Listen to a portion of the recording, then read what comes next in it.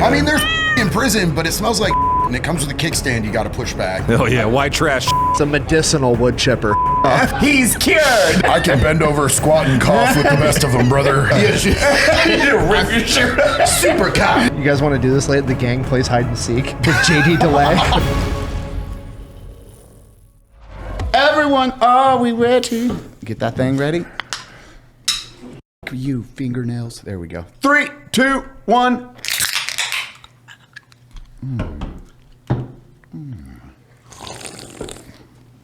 Oh, fucking peach. Just a disappointment. Yeah, we got another one. Wait, do we have a non-peach, good sirs? Non-peach. Non-peach. Non-peach. Mulligan. Redo. That's a boot. Tangerine. Wow, is Make that him drink it out of the sanitary? boot. I know. Connor, I can't drink this. It's leather. Sorry, cobbling. Connor's hammering in souls.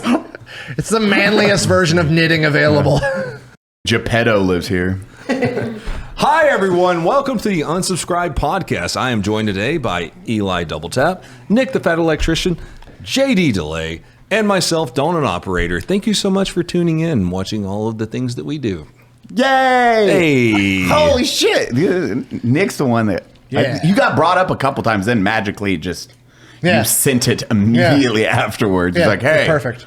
Yeah, I've been like fervently hounded to try to get on your guys' podcast. Like, we have a lot of crossover, I think, and people just ask me repeatedly, like, when are you going to be on the Unsub podcast? And I'm like, let me just hit them up because I have everybody's phone number. And then I went and looked on TikTok, and Nick was actually following me, so immediately I hit him up. I'm like, hey, buddy.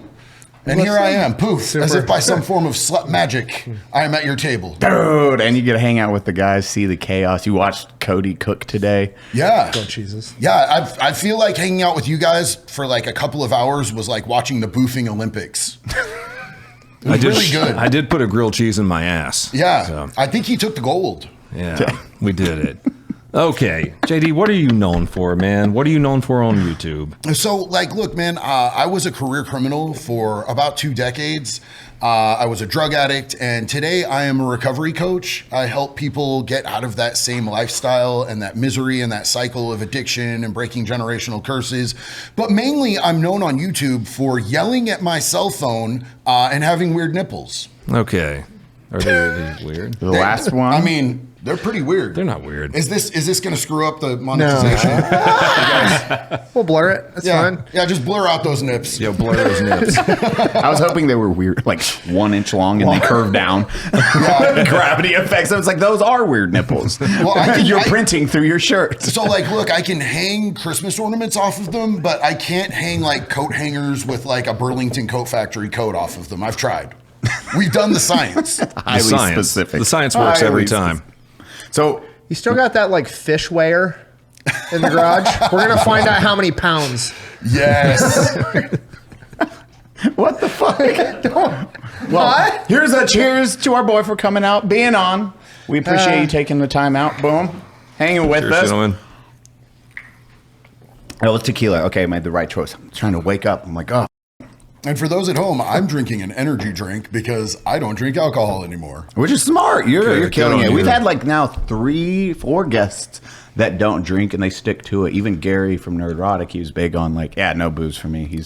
He stays it. He writes his, he does his journal entries like positive thinking and all that stuff because he also went to prison, did the exact same thing. Like his was running drugs.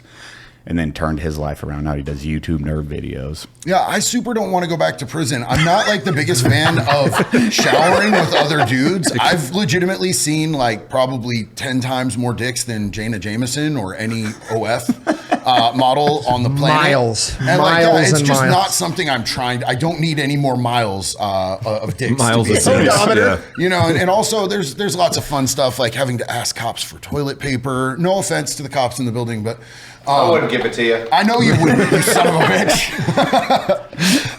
So, you know, it's just, it's much better out here where there's steak. It's fair. That's pretty good. I mean, there's in prison, but it smells like shit, and it comes with a kickstand you got to push back. And it's just not my thing. If that's your thing, it's okay. It's okay. Bro, what? Yo, Prison sounds like shit, dude. Yeah, Yeah. dude. That is not. Connor is. He's not cobbling anymore. Would you like some toilet paper? Seeing you hold that toilet paper gave me a tingle, boy. Oh my God. Well, it's like. So, how long ago did you get out, or last time you did your stint? And then when was that turning point for you? It's like, I'm gonna try something else. So I'm Irish. I got it tattooed right here when I was still drinking, so I wouldn't forget. Which means I'm a hard learner, and also I have an extra medium size. We're not going to talk about that. And I can't dance. But the hard learner thing. So I went to prison in 2006. Got out. I graduated in 2010. And you'd think that like going to prison and having all these horrible things would be enough for me to like learn things that I should avoid. Not really. I did good for a couple of years and, went right back to the same stuff. Ended up getting in trouble. I was a fugitive for about 9 years. I had to fly out of the state of Oregon to the state of Florida because there's no extradition. Oregon and Florida don't do business. They don't like each other. So hung out there on the beach for 9 years instead of going to prison for 10 years. And eventually the Secret Service and the SWAT team blessed me with the desperation and the willingness to change my life. I got a really awesome opportunity from a judge who told me, I'm going to let you out of jail to go straight to treatment. And if you screw me on that, I'm going to bury you. And treatment really changed my life. It was really a game changer. And I embraced recovery wholeheartedly in 2019. I took that opportunity and I fought for my life because I knew where I didn't want to live anymore. And I knew who I didn't want to be anymore, but I didn't know how to do any of this legal shit that I do every day. You know what I'm saying? I didn't even know how to be okay in my own skin without something in me. So I really spent like 6 months hyper fixating on what is fucked up in me and how do I fix it and how do I be a better person. And then I started focusing on how do I help other people. And so I became a recovery coach, a peer support recovery specialist, a smart recovery facilitator. I started 2 community outreaches, one where we distributed Narcan during the pandemic because the overdose epidemic in the area in Florida I was in just skyrocketed because people couldn't get to their meetings. People couldn't socialize. People couldn't have their support. So we were able to make a little dent in that in Volusia County where I lived over there in Daytona Beach. Shout out to Sheriff Mike Chitwood who helped out with that. Chitwood's awesome. Yeah, dude. No, and his office investigated me for over a year and ended up not getting the charges they wanted on me. And still, when I hit Chitwood up and I said, hey, I'm trying to distribute Narcan to the places that no one else will go, he hit me back. He's like, is this the delay that we've been? I'm like, yeah, that's me. And he's like, I'll help you with whatever you need. Fuck yeah, dude. Chitwood's so cool. Man. I was able to prove myself. COVID really saved my life. And I feel terrible about saying that because I know it was so catastrophic for so many people. But for me, it bought me 20 months where there were no in-person court appearances. And they're not going to cuff you up on a Zoom hearing. So all it was Zoom hearings. It bought me 20 months to be able to prove myself and change my life. I became the go-to person for the local news when they wanted to talk about overdose or fentanyl or, recovery and addiction. So, by the time I went back into the judge, he was like, what are we going to do with you? And I was like, look, I earned prison. I 100% deserve prison. My actions bought that ticket. I'll ride the ride. Or you could give me house arrest and you could let me continue to work on myself and the community. And he gave me that opportunity with the stipulation that if I ever came before him again, he would bury me, full exposure. He'd run everything, to the absolute max and he'd stack everything. And he said, you sure? I'll give you 2 years prison right now, or I'll give you 2 years house arrest and 2 years probation. And I was like, I'll bet on myself. And I did go back and see him. I ended up going back and seeing that same judge. His name was Matt Foxman. Really cool dude, man. That judge saved my life by giving me the opportunities he gave me.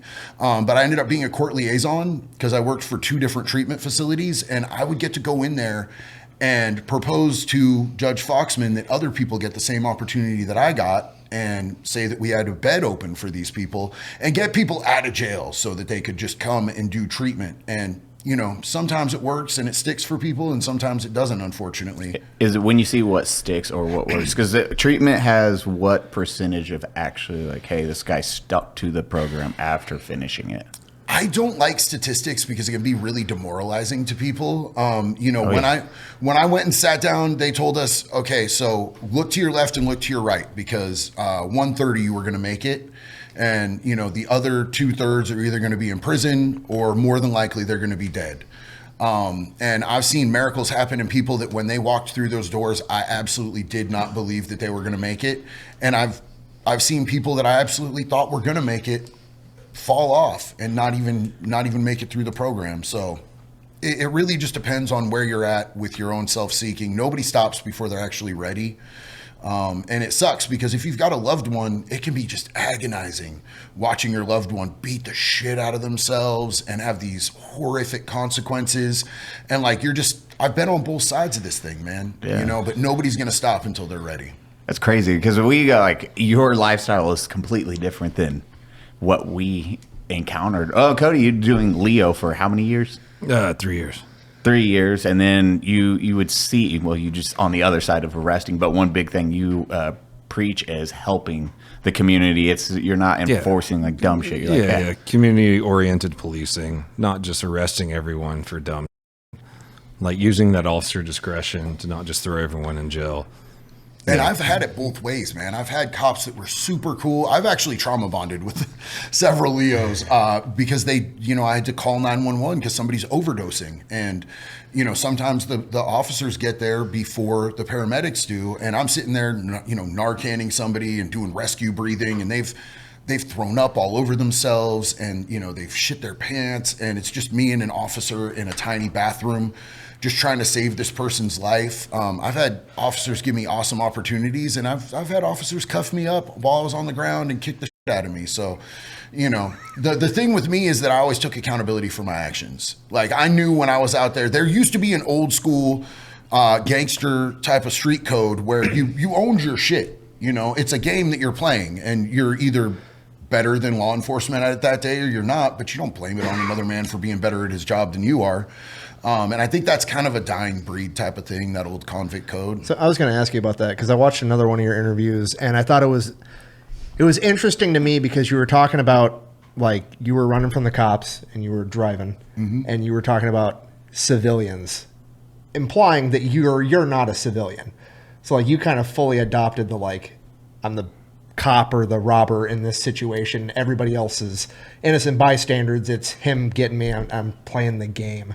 And that's kind of that old convict code. Yeah, 100%, man. And like, part of that convict code is that you leave civilians out of it. You know what I'm saying? Like hurting women, children, the elderly, disabled, animals, that type of thing. Like that's like the number one rule. You leave them the fuck out of the nonsense. And then there's no snitching beneath that. But like, I think a lot of people these days listen to too much rap music and it's rotting their brains, and they think that like a civilian can snitch. Like somebody who's not a part of the game can't snitch. And there's no way to snitch on somebody who's a child predator. I've had people call me a snitch because I work to get child predators off the streets. I work with law enforcement to do it. I'm involved with that right now. We've got a dude who's a human trafficker he's literally got a lifelong restraining order from the Boy Scouts of America that he used to work for. Like, do you know how fucking hard it is to get a lifelong restraining order? Like, it has to be pretty nuts. But that's how I found out that the Boy Scouts of America have SAM insurance, abuse and insurance. So that's a thing that churches and private schools and the Boy Scouts apparently have, where you get this insurance, and then if something happens, somebody, a kid, they come in and they pay like a big amount to keep it quiet so it doesn't reflect upon their reputation in the community. So, like child predators, it's always game on. Oh, you just got a nice, beautiful new tattoo. Oh, I did. Yeah, the old wood chipper that says "Feet First" and has the MPAA for "Make Afraid Again." That's kind of my merch, is "Make Afraid Again." The whole Uncle Chippy over there. Yeah, buddy. Hell yeah. I actually posted it to a community post to my YouTube so that anybody in my community could get it, because the people in my YouTube community, who are savagely loyal, by the way, and they're awesome. I don't consider my YouTube community to be a channel. That seems very one-sided. We have to drink. You said community. Dang. So I posted the outline to it so that anybody who wanted to get the pattern done could get the pattern, because they started calling themselves the Wood Chipper Tribe. So there's like a bunch of yes. hellions out there getting this wood chipper tattoo, and it makes my heart so happy. We're the woodchippers. Do you ever get any like just people mad that you have the audacity to not like? Oh, I know you do. Yeah. Which people? That happens. People tell on themselves in my comments like that, but it's usually on TikTok.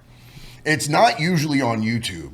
Usually I'll get people on TikTok that are like, it's MAP, minor attracted person. Oh God, that sounds like fuck TikTok. off, That sounds like dude. TikTok. I just ask them to post their address. I'm like, post your address. I'd love to talk about this with you face to face. Just post your address right here in the comments. This episode is presented by Underdog. Turn your takes into cash by picking higher or lower on your favorite athlete's stats. Underdog is available in more than 30 states, including California and Texas. Brandon, who you got on that Topuria versus Holloway? Tapuri is probably going to pull it off. He's favored to win. I'm just throwing a quick 20 down on Holloway knocking her boy out. Brandon, you're going down. And of course, Whitaker knocking out Chimaev. Yes, I'm only throwing 20 down, but I walk away with $379 if I win that. Done. I like the punchy sports, but what I like the most is esports. You can even put money on Counter-Strike. All my yen is on Japanese bug fights. My boy Senchi's got this next one in the bag. That's not even a thing. Well, tell that to his last opponent, Shindabagu. He did this to him in 30 seconds. I could do that to you in less. Help me. If you're rocking with our picks, remember to sign up now and use the code UNSUBSCRIBE. To get up to $1,000 in bonus cash and get a free pick. So head to the App Store and download Underdog today. Show some support to them for them showing support to us. Arigatou gozaimasu! Well, what was crazy is hearing your story. Well, in prison with one of the interviews you were doing, the guy said that they're protected in certain areas for you. Like, it's a hate crime. Protected hate crime. class. Yeah, Hate crime to beat up a. Oh, you're talking about California.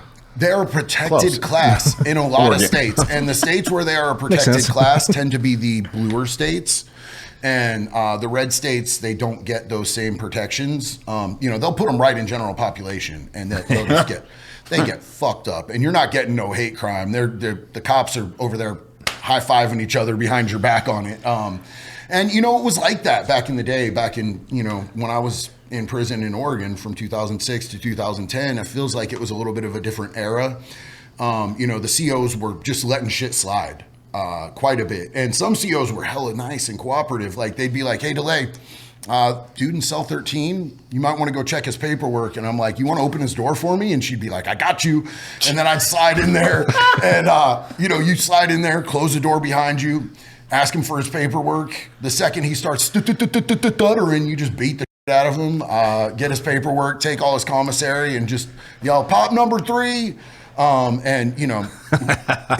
They're getting it bad in there. They get treated really bad in prison. Everybody always asks me, why did he make it out breathing? Well, I was doing 39 months. I didn't want to catch the death penalty. It didn't seem like the thing to do. Because if you killed someone in prison, then that's what they were doing. They were handing out the death penalty. But we make sure that they live in fear. In Oregon? Yeah.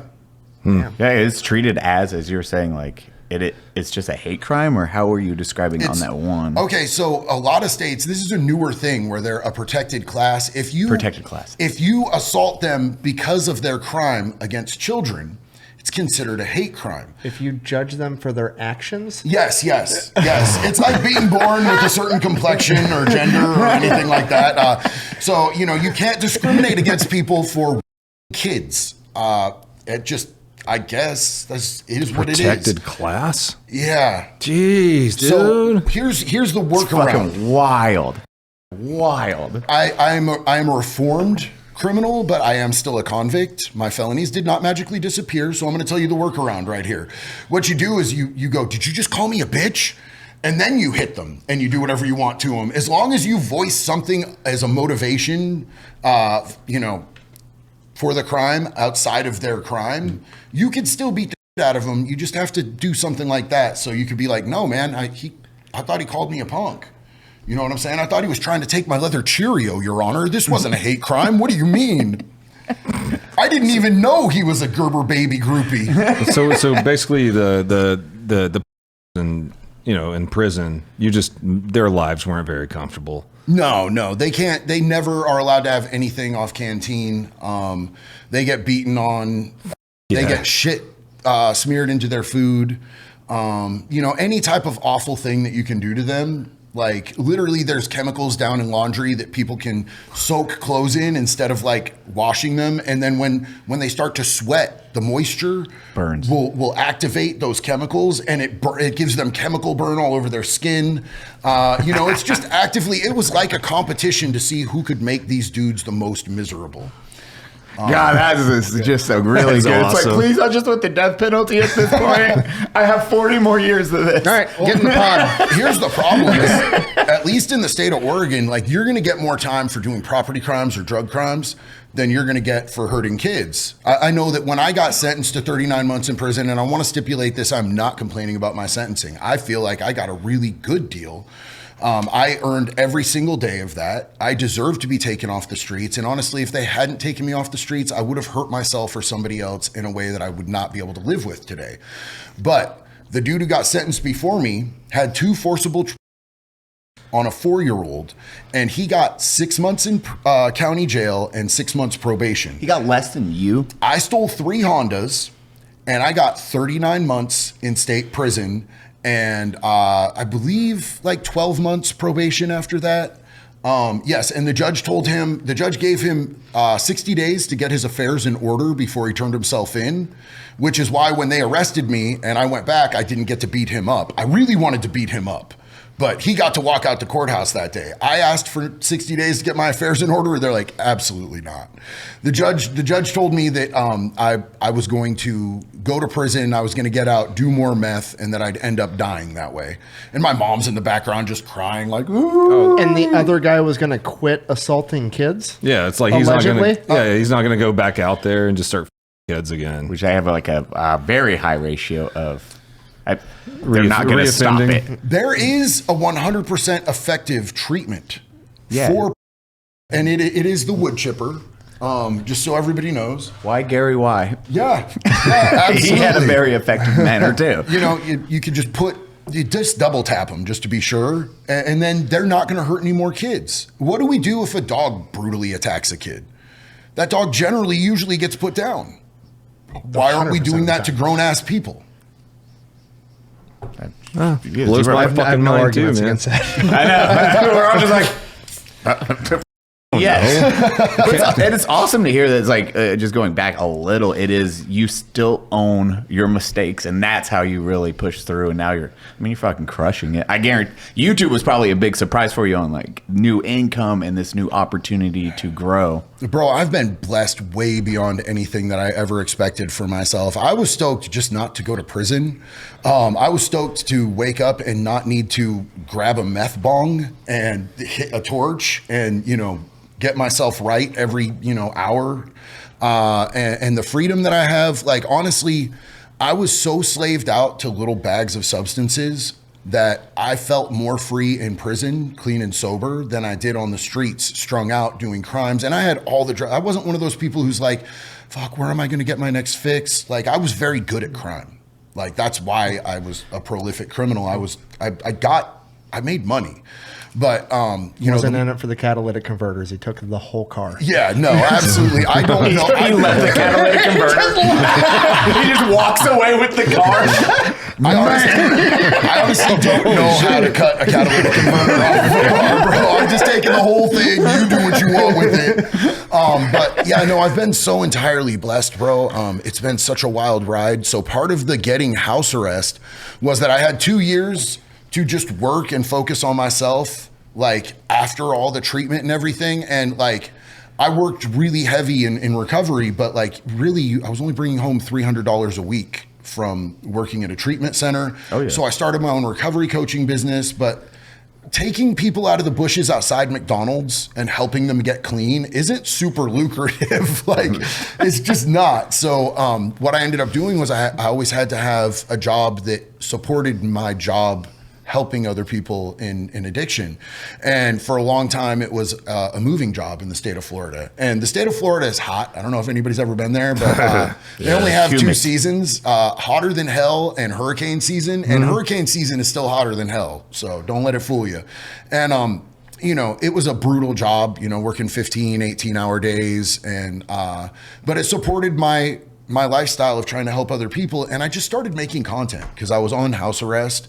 And, you know, I was trying to promote an album that I made that I recorded while on house arrest that wasn't all that good. But I liked it. And I was trying to do that on social media. And then I just started posting some random videos myself. And all of a sudden, oh shit, that video has 1.5 million. And I have 150,000 followers on TikTok. How many subs? Too. Yeah, how many subs do you have on YouTube right now? YouTube, I'm at 1.2 million. Fuck yeah. When did you start YouTube? Because you got that really fast. 18 months ago. That's really cool. Yeah, for $1 million, that's really fast. Yeah, so you Got know, us, baby. We're almost 3 years here, and well, $500,000. bro, honestly, I'm really blessed that so many people have been able to vibe with my content. When I first started on TikTok, I wasn't even talking about my first viral video was I was on house arrest in the state of Florida, super cliche already, but we were jamming out to Limp Bizkit, and I was getting tattooed by a dude who was fresh out of prison with a gold grill, and I'm like, this is the most Florida moment ever. So I grabbed my phone and held up the monster, and I'm like, if you ain't in Florida on house arrest getting tattooed in your living room to Limp Bizkit, where the fuck you at? And Oh yeah, white trash shit. my tattoo artist is in the background going.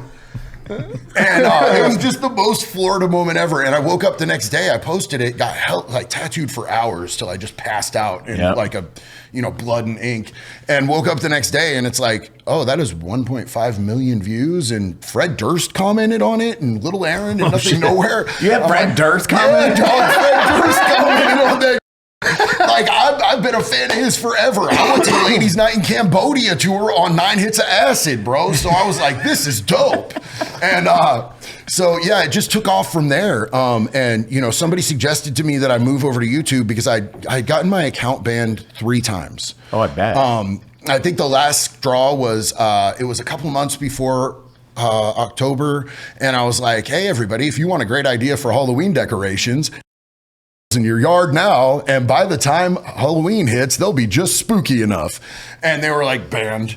So, you know, I had to keep doing my accounts over, and now I got banned like right when I hit 1.1 million on the main account, but I just weapons grade harassed them. Like honestly, bro, anybody else would have got a restraining order and it would have stuck, but I kept emailing them 15 times a day, and then all of a sudden my account popped back up. But I built a backup account during that period of time. Smart. So I've got one with 1.6 million and one with like almost 600,000 for a backup. But YouTube was the absolute game changer. It makes it's that change in content. That's what Nick started going to YouTube after coming down the first time. He's like, okay, hey, do long form. He did long form. Yeah. Immediately blew up, and we're like, God damn it. Now he's dwarfing everyone on viewership a month. We're like, Hey, you guys murder it, bro. You guys are doing great. well, this is like you said, it's having a loyal community. If you have a loyal community, you can do a lot more, because then they're actually sticking with you through everything. Like, holy shit, they want to do X, Y, Z, but it's involving them. And then probably what you guys do, I guarantee you involve your the group of people that watch you, and they tighten it, Discord, anything like that. Yeah, absolutely. Yep. I've got the best mods on the planet. Love you guys. And they also run my Discord. Super cool people. It's crazy because I've got a lot of my demographics in the US, but I've also got a lot in the UK, a lot in Canada, the Netherlands, like South Africa. I never thought somebody who used to like spend hours at a time peeping through the blinds in some crappy roach motel because I'm high on meth and I think the cops are in the bushes. I never thought that I would be reaching people on a global level. Like, that shit's pretty wild. That's quite the contrast. There's millions of people listening to me. No, really. Yeah, now it is true. Yeah, now it is true. I literally can't count the amount of times I've heard an officer say, bend over, spread your butt cheeks, and cough. Now turn around and lift your boys. Now run your fingers through your gums. Like, bro, you did the reverse order. That's not how we do this. I'm not putting my fingers in my mouth after going through the shrubs down there, bro. Oh, dude. Speaking of gums and meth, I want to ask you something. A correctional officer told me this years ago, and I've told this story a couple of times. Where like people who are like really deep into meth, they go into prison, they have the scabs, and they'll take the scabs and they'll like give them to other people to use them as dip in their gums because the chemicals are still there in the scabs. I was a tweaker for 20 years, and you just taught me something I didn't know, my friend. That's amazing. Dude, I had a correctional officer tell me that. So, every tweaker gets a hyperfixation. If you've ever seen somebody that's on meth, you know all the cliches about how, oh, dude's out in his front lawn, mowing the lawn with a vacuum cleaner at 4 a.m, and he does it every day. Or there's other people who will dig through the carpet, and they're just digging for hours, thinking that they dropped some lost shard in there, and there's people that pick their face. A lot of those people who pick their skin think that there's shards growing out of their skin. But I don't get that weird delusional thing. Like, I'm super ADHD. So I grew up on Ritalin and a drug called Silert. They stopped giving to kids because it was Ritalin is gone now too. Yeah, they're like, Silert, oh shit, that's way too high of an amphetamine to give to kids. And so like for me, I seem high when I'm not high, but if you guys saw me on meth, I would just be like calm and calculated, and I would be thinking about how to make money. And all I do how is to take felonies. another Honda. Yeah. Well, I would like to think that I matured as I've matriculated in my criminal career past prison. I matured into fraud, a lot more selling of drugs and counterfeiting. I was a bit of an artiste when it came to counterfeiting. In fact, I gave you guys all a lesson in the kitchen earlier about. Yeah, my son was over there writing down notes. I saw that, and I apologize. Wait, so he was like, which thing to clean the money? Okay. Yeah. I'm like, John, stop. Yeah, so that was my latest bust. The one that really got me in trouble in the state of Florida was, it was sales of meth. Somebody did a controlled buy on me. It was the dude that I really liked and trusted. I considered him to be a really good friend, and my dog hated him. Always trust your dog, guys. My dog knew that he was on some weird shit. But I got, that sales of meth. They hit me all at the same time because they'd been investigating me for like over a year. And they hit me with the counterfeiting, the organized fraud. It was just a little stack of charges. As soon as they hit me on one thing, they just sort of dropped it all. Like I was literally... Like I bonded out, and 30 days later, they were like, SWAT team was at my house trying to get me on more charges. And the SWAT team's not very good at getting me. I've been told I'm slippery.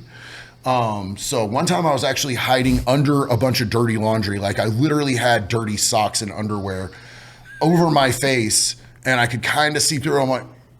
And the SWAT team's like roaming through the house, and I don't know how they didn't find me under there. I'm not a small person.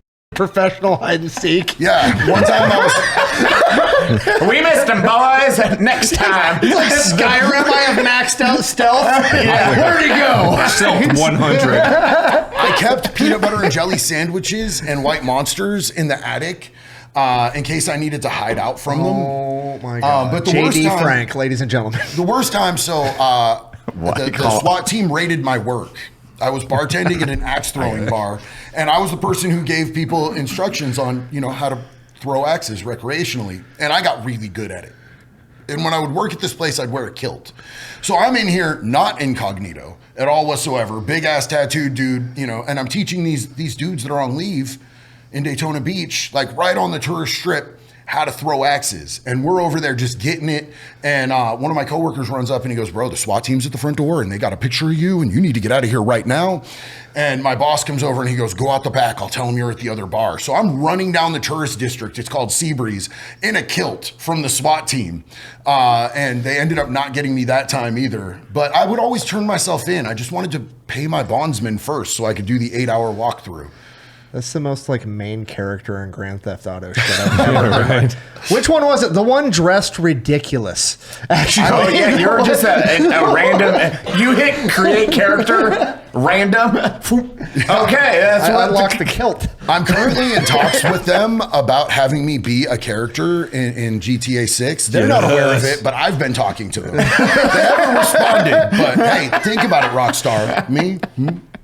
When Cody started his crazy business of podcasting, you know what he didn't think about? Merchandise. But now he's selling what? Merch. And it couldn't be easier. All because of Shopify. If you've shopped on bunkerbranding.com, you've used Shopify. Shopify is a global commerce platform that helps you sell at every stage of your business. From the launch your online shop stage to the first real life store stage, all the way to the did we just hit 1 million orders? Exclamation point. Shopify's there to help you grow. From their all-in-one e-commerce platform to their in-person POS, that means point of sale, wherever and whatever you're selling, Shopify's got you covered. Once you start selling, Shopify makes getting paid simple by instantly accepting every type of payment. Shopify helps you turn browsers into buyers using the internet's best converting checkout, up to 36% better compared to other leading commerce platforms. And sell more with less effort thanks to Shopify Magic. Your AI-powered all-star. Shopify powers 10% of all e-commerce in the United States. And Shopify is the global force behind Allbirds, Rothy's, and Brooklinen. My favorite companies. What is that? No clue, but they also power millions of other entrepreneurs across 175 countries. Because businesses that grow with Shopify.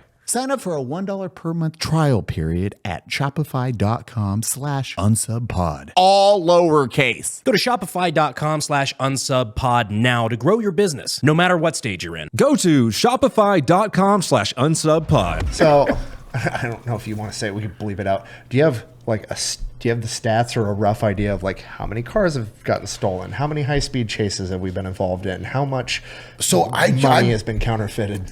I don't know. I'm gonna opt out of the how much money was counterfeited because the feds declined to pick up those charges, and they were only state charges because I believe the threshold is $20,000, and they can hit you with federal charges, and they were not able to assess that much money. So I'm just gonna not give any estimates. $500. That's crazy. Go on. What's up? $500. They found way more than that in the hotel. And the weird thing was that they got us in the parking lot, and everything was inside the hotel. So it should have been constructive possession. And I totally had it all worked out because I'm a jailhouse lawyer. If you ask me, I'll tell you. I learned all of this shit in prison, and I knew how to approach this to be able to get out of the charges. But one of the men that was my sponsor told me, how did it work out the last time you beat a case you were dead guilty of? And I'm like, I was high within 3 days. He goes, yeah. So do you think that you can continue to try to build things off a lie and shaking your accountability? And that's why I went and changed my plea and pled out to the judge. And I just open plead. I'm like, he could literally give me whatever he wants. So it was really jarring. But as far as high speed chases, 9 out of 11. And by the way, 2 is the number. 2 is what sends you to prison. The other one, I wasn't driving, but they still hit me with it. So yeah, 9 out of 11 high-speed chases. As far as how many cars I stole, I couldn't. No idea. Yeah, No one knows. That's crazy. It's just that. God, I can't. It's terrifying. All right, I don't even so know how to tips- say it. It's like that weird High-speed chase tips and tricks. Yeah. After Okay, so- 11, I know you got a couple. So check it out. Like, you might be, depending on what type of car you're in, you might be able to outrun them, but like probably not. And you're never going to outrun the radio. The radio is that shit you're never going to outrun. Now, some places will bring out the chopper. If they bring out the chopper, you may as well just do everything you can to ditch whatever you need to ditch. A lot of the times when I would do high-speed chases, I wasn't even as worried about the stolen car as I got to get rid of this gun. I've been a felon since I was 23, but like I didn't stop carrying guns, bro. What the fuck? So I'd have to ditch the gun and ditch the dope. Wait, I thought those rules worked though. Oh yeah, gun control absolutely works. Wait. That's illegal. That's why I have a felon in possession of a firearm charge. You had a gun? What? That's crazy. You broke the law? Don't get me started on gun control. Like when I was a criminal, I was all for gun control because then the people who I was like stealing their cars aren't going to run out on their front lawn and shoot me in the face like I deserved, bro. Now that I consider myself a law-abiding citizen, I'm 100% for everybody having full rights to protect their property and their family and their person from scumbags like I used to be. So, tips. Yeah, you're not gonna outrun the chopper. Get rid of your shit. Get out of the car as quickly as possible. Try to hide under some. If they have thermal readers or whatever, you're probably cooked. But if they don't bring out a chopper, you're not going to beat the radio. So what you got to do is have they brought out the chopper on you? I've never had the chopper brought out. Okay. Oregon, like Eugene, doesn't deploy choppers. I was going to ask, what's that feeling like as soon as you hear the chopper over your fucking head? Never had the chopper deployed on me, thank goodness. Let's knock on wood because I'm not dead yet. But so the main thing is that you're going to have to out crazy them because you're never going to beat that radio. But if you make yourself enough of a liability, like they assume liability at a certain point. So you out crazy them. You go down one-way streets the wrong way. You get, into bike paths and sidewalks, and you run red lights, and they pull back the chase because at some point you're just becoming too much of a liability. You got to play chicken over who cares less about civilians. Yeah, and like, here's the thing is I care heavily about whether I hurt anybody else, but I have like zero self-preservation for myself. That's why I ate a lot of dairy earlier today when I'm super lactose intolerant and did war crimes on your guys' bathroom in here. That's every lactose person on the planet. Yeah. Every single zero one. regard. Nobody with lactose intolerance takes it serious. Dude, none of my friends can eat fucking dairy. I swear to God. I can. I proved that today. Thank you, Nick. Look at me, white. Don't heart check me with cream cheese, good sir. Guns. Oregon, I think that Oregon's like in the process of potentially allowing felons to like regain gun rights. So they actually are giving felons gun rights back. Even if you haven't gotten all of the felonies off your record, you can apply to get your gun rights. And it's really all about what you're doing in your life, how long it's been since you've done any crimes, what types of crimes you had. So if you used a gun in a crime, they're less likely to give you your gun rights back. Absolutely. I think that makes common sense, which is crazy as fuck for Oregon to do that. But so there's a potential for me to actually be able to get my gun rights back on a state level. The feds, absolutely not. So how does that work? Like in Oregon, you're good, but you just couldn't carry outside of Oregon, or are you potentially at risk in Oregon still? So I would be potentially at risk anywhere. And if they give me my gun rights back, my gun will not leave my home. Now, my wife is not a felon, and my wife can carry. My son is not a felon, and my son 1,000% carries. My dad lives right next door, and he is a PTSD full combat Vietnam Marine veteran who is armed to the teeth. I am not armed and there's no guns in my home. But if they would allow me to have a gun in my home, I would 100% keep it there and I wouldn't be carrying out in public. Now, I don't know if you even can talk about it. If your wife, can you have one in the home since your wife legally can have one, but then you cannot? If it was in a safe that I do not have access to, but if they wanted to push the issue, see, I don't even jaywalk anymore. You know what I'm saying? The sketchiest things that I do is, this basically podcast. hanging out with you guys puts me at great risk. There's literally an officer over there. I'm on probation. But we talked about it on the car ride. I was like, do you want to see my probation travel pass, sir? Rich has just been sitting there with a baton, slapping his hand. He's just waiting for him to fuck up. The hall monitor. So, Get him. I don't do Rich, any- you hand your concealed carry to. Hey, check this out. Gotcha.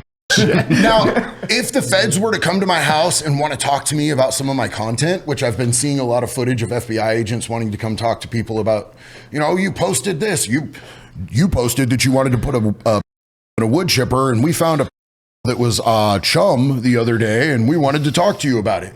I I don't see that happening. You know what I'm saying? So I don't really see them coming to my house. But while I'm on probation, The medicinal wood chipper. Fuck off. He's cured.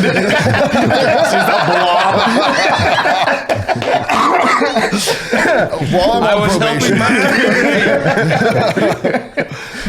on probation, I've asked my wife to abstain from having a firearm in the house. Just I like to stay in full compliance with the law.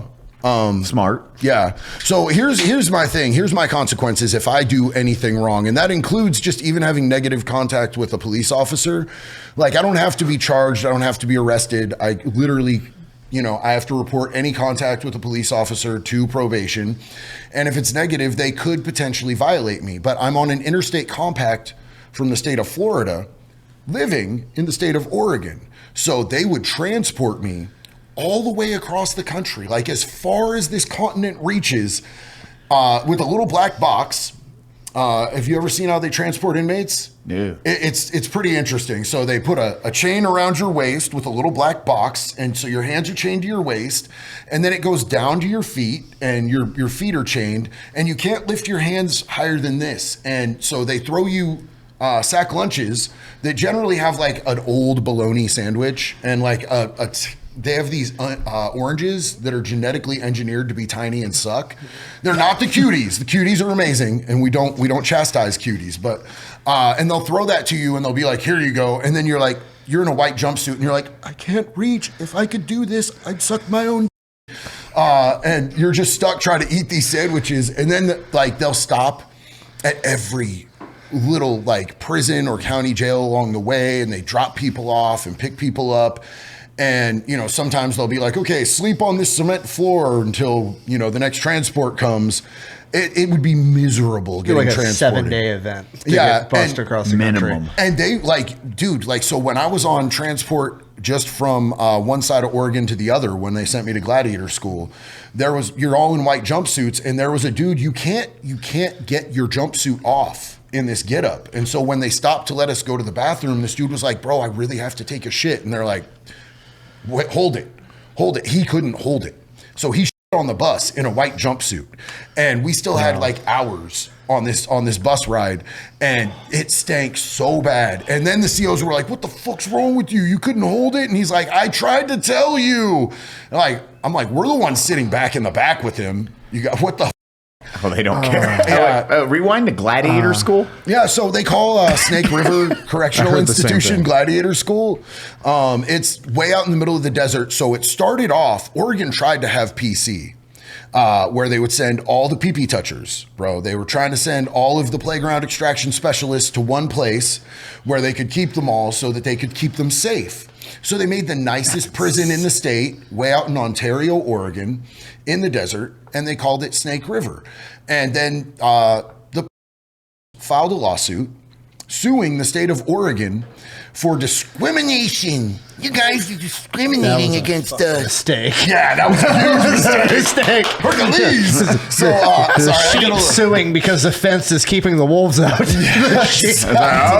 this wasn't for us. All right, fuck it. Yeah, they had this beautiful, it looks like a college campus, and it's really nice.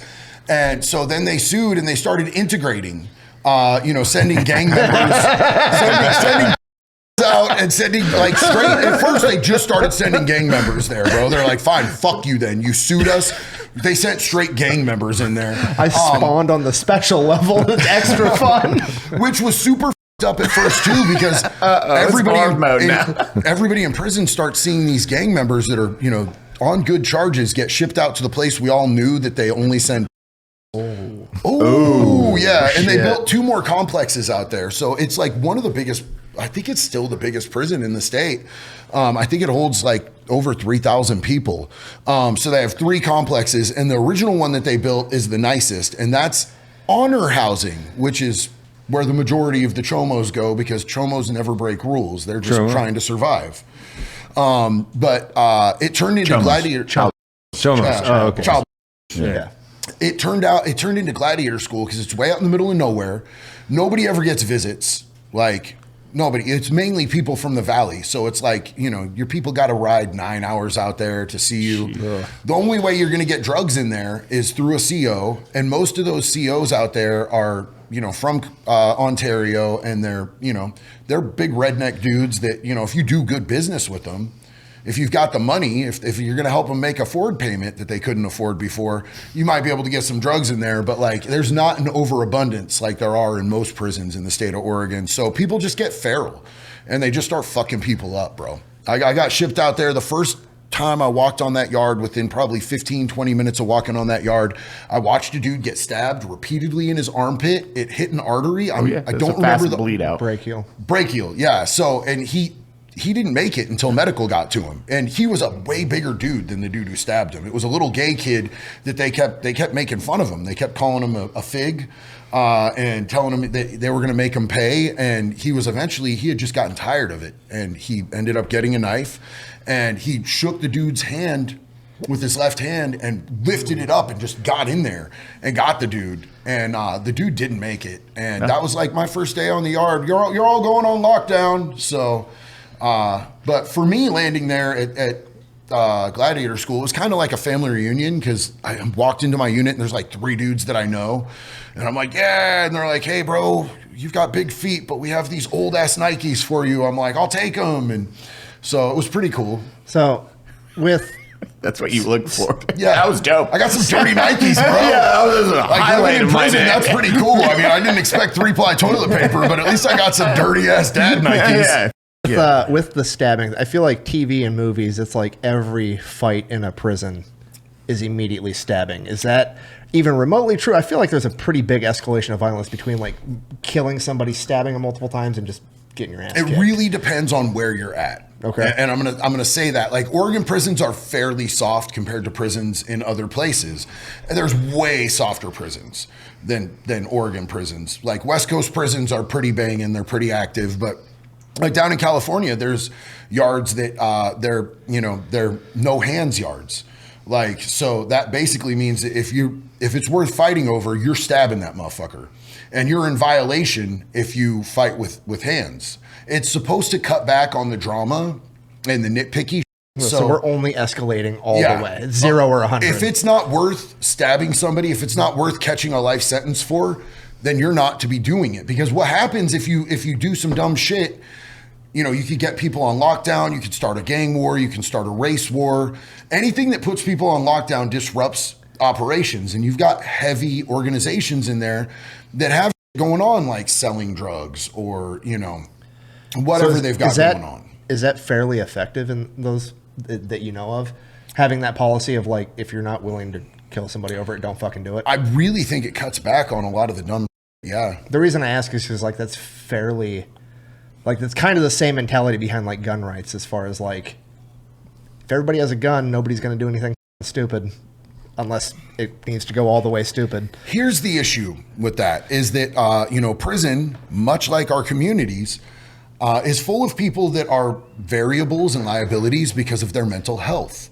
So you can't blame the gun for that. Like, people need more mental health services. People need more resources. We need to be keeping better eyes on people. We need, mental health. It's actually like approaching it. And you had that flip side. I know you talked about it on one of your episodes, was going in from like the 12, the young kids. That's the terrifying, or the other individual you're interviewing said it was the children or those juveniles that were the scary ones, that those would just escalate immediately because they don't have that idea of repercussions. So it immediately just escalate to stabbing or trying to kill somebody. First off, I swooned a little when you said you've watched one of my episodes. I appreciate you. But yeah, no, juveniles. So, the JIT camps is what they call them over in Florida.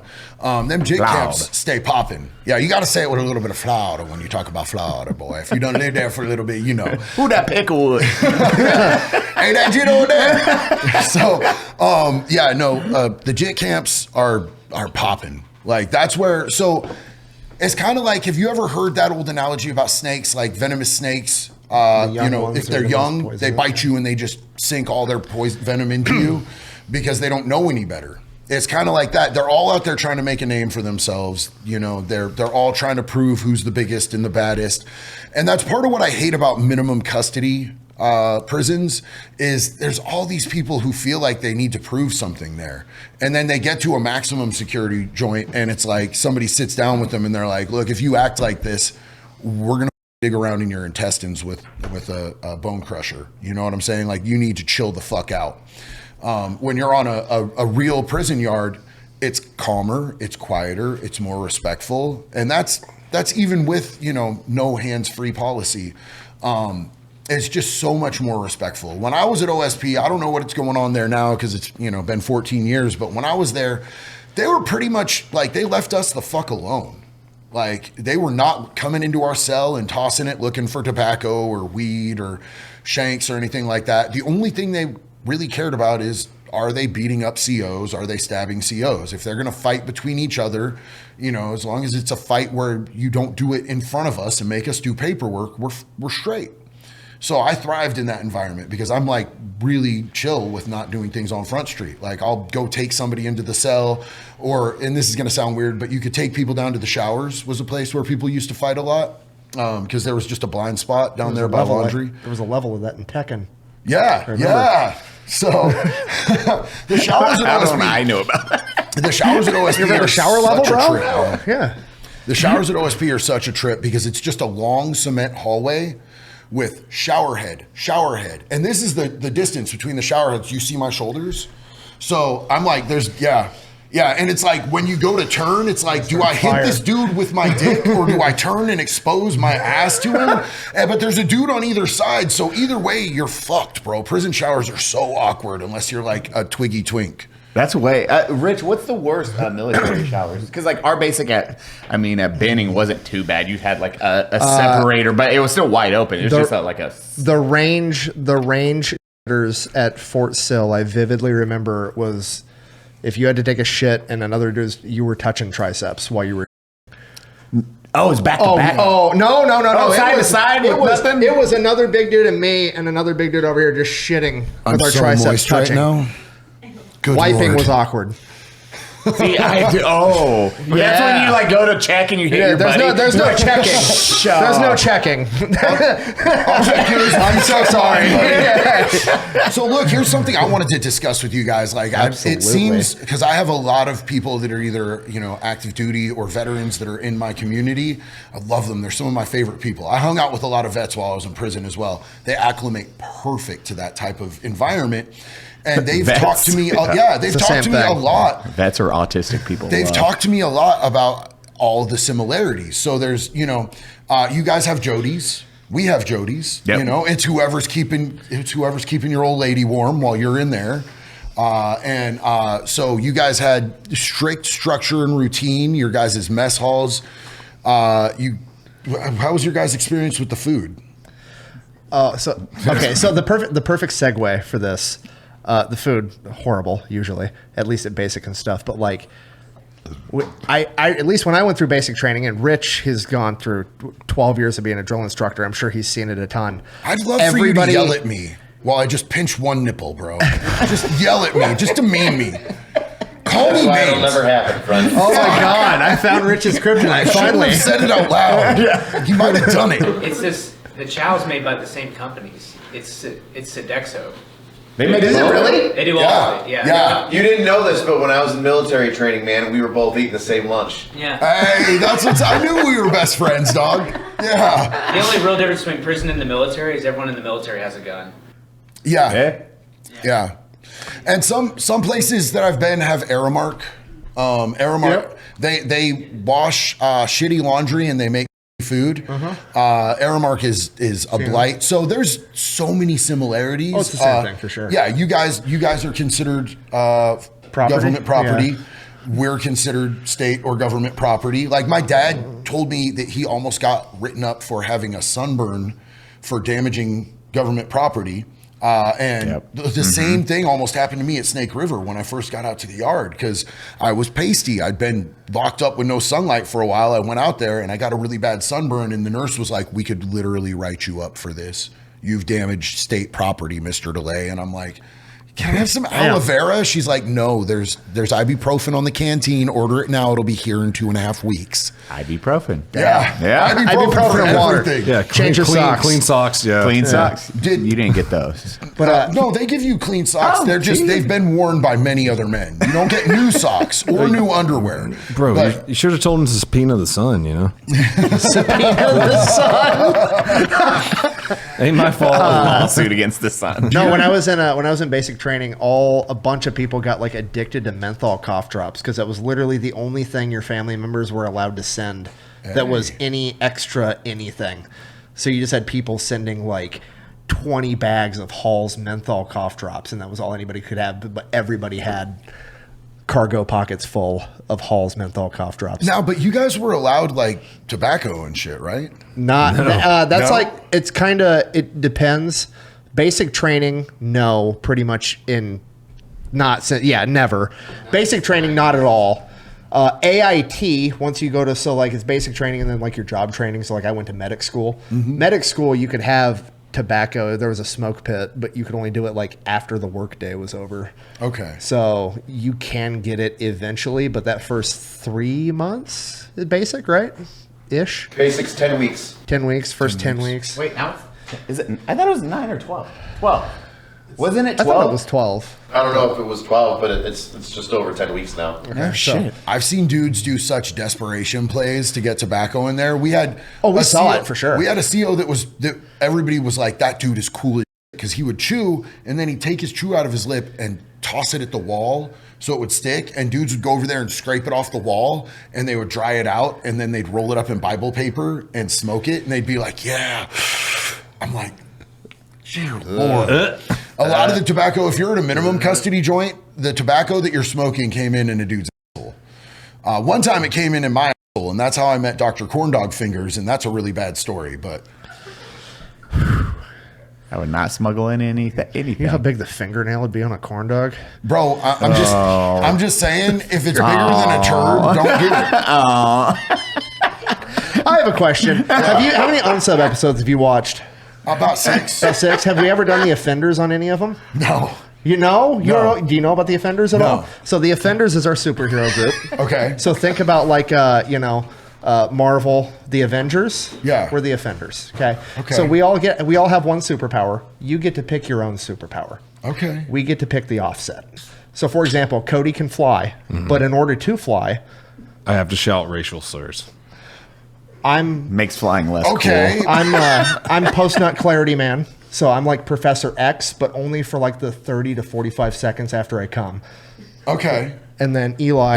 That's a lot longer than it takes you to come, so don't ask me how I know that. My utility belt's got like some orange juices and Viagra. It's a whole thing. Anyways, go ahead. I am a crime cuck. I'm travel at the speed of light, like the Flash, but then I can't interact with an object for 5 minutes After he leaves hyperspeed. Yeah, so I'm So he very just kind of has to show up and witness the crime for Yeah, 5 you minutes. just show up and watch. That's pretty lit right there. So what's your superpower? Is this a thing where you pick your own, or Yeah, is you it like pick- a you nickname pick- in you pick a prison? No, you Superpower. pick your own superpower. and you get to pick. Now we've had to and you change pick it the because offset. everyone. So And we many pick powers. the offset, yeah. Okay. I'd like to be uncancelable. Is that a thing? Is that a superpower? You can't be canceled. No, that's not. You gotta be a superpower. Yeah, we need Superpower? some power. Nobody's making a movie about the guy that can't get canceled. I mean, that's. I just picture it's a white dude movie least title. one and you're person thought about how did it." he get away with that? Okay, so I would like my nipples to be able to, do some sort of projectile, just like rocket nipples. Like shooting spikes out of them. Yeah, bro, because I mean, they're definitely there. People tell me in every comment. Our anytime- superhero, High Beam. I just like, okay, it's so you have like Cyclops power, I but can also with your nipples. I can do double pole vaulting They're with not, them. so you can't aim them really. I mean, we don't have an offset. I mean, they're your little nipples are cockeyed. like this, so you're just kind of guessing where your lasers are gonna hit. Yeah. You didn't say effective superpower. I like he can fly, but he has to do drive-by shoutings like and cave people's feelings in. You know what I'm saying? Don't move her. She gets it. She dies. Fine. You get to be high beam. High beam. Anytime you want your powers to work, you're stuck in that prison transport position. Oh yeah. I feel like that's how I would have to aim these things because they're cockeyed, bro. So you get them, and then you get some actual true aim. I say just I feel like that, you just but gave me he the has setup, bro. I feel like your superhero is the opposite. I know. It's like that's it. He doesn't need an offset. I can bend over, squat, and cough with the best of them, brother. It just has long nipples. That's the offset. They're just 6 inches. Cody has to have his finger up your ass for your power to work. I don't. Oh man, I've been waiting for this my entire life.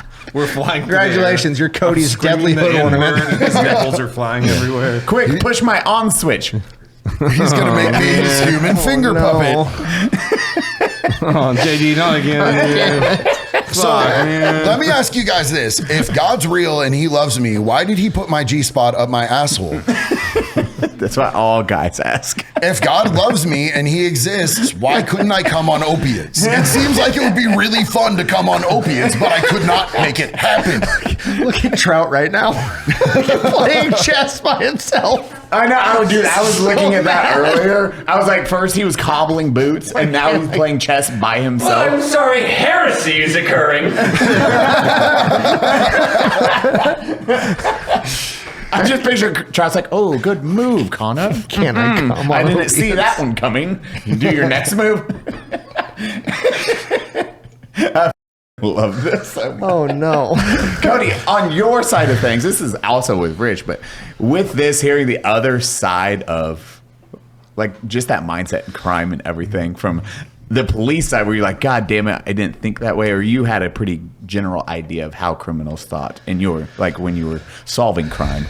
What was your question? How is it hearing this now? Sorry, how was it hearing like this side of it in an interview setting, sitting next to him? I'll treat him with as much respect as he treats me, man. And that's always how I treated people I arrested. I think Rich can agree. Yeah, you just treat people with respect; they'll treat you with respect. Yep. But even Except then, child predators. yeah. Except Well, aren't people, so yeah, and fucking child predators. No, they don't get the respect. But like, if a dude like him was like, yeah, I fucked up, like, well, you know, we're cool. I'd be like, yeah, I'm cool too, man. Like, let's take a ride. Like, it just go to jail. I was just kidding. Let's just go to jail real quick. Yeah, I got a good bondsman. I'll be out in 8 hours. Yeah, Great what's your unsub favorite movie. song? Yeah. on The the way gang to jail. goes to Can jail. you get me down there in time for bologna sandwiches? Love them shits. That sounds terrible going to jail.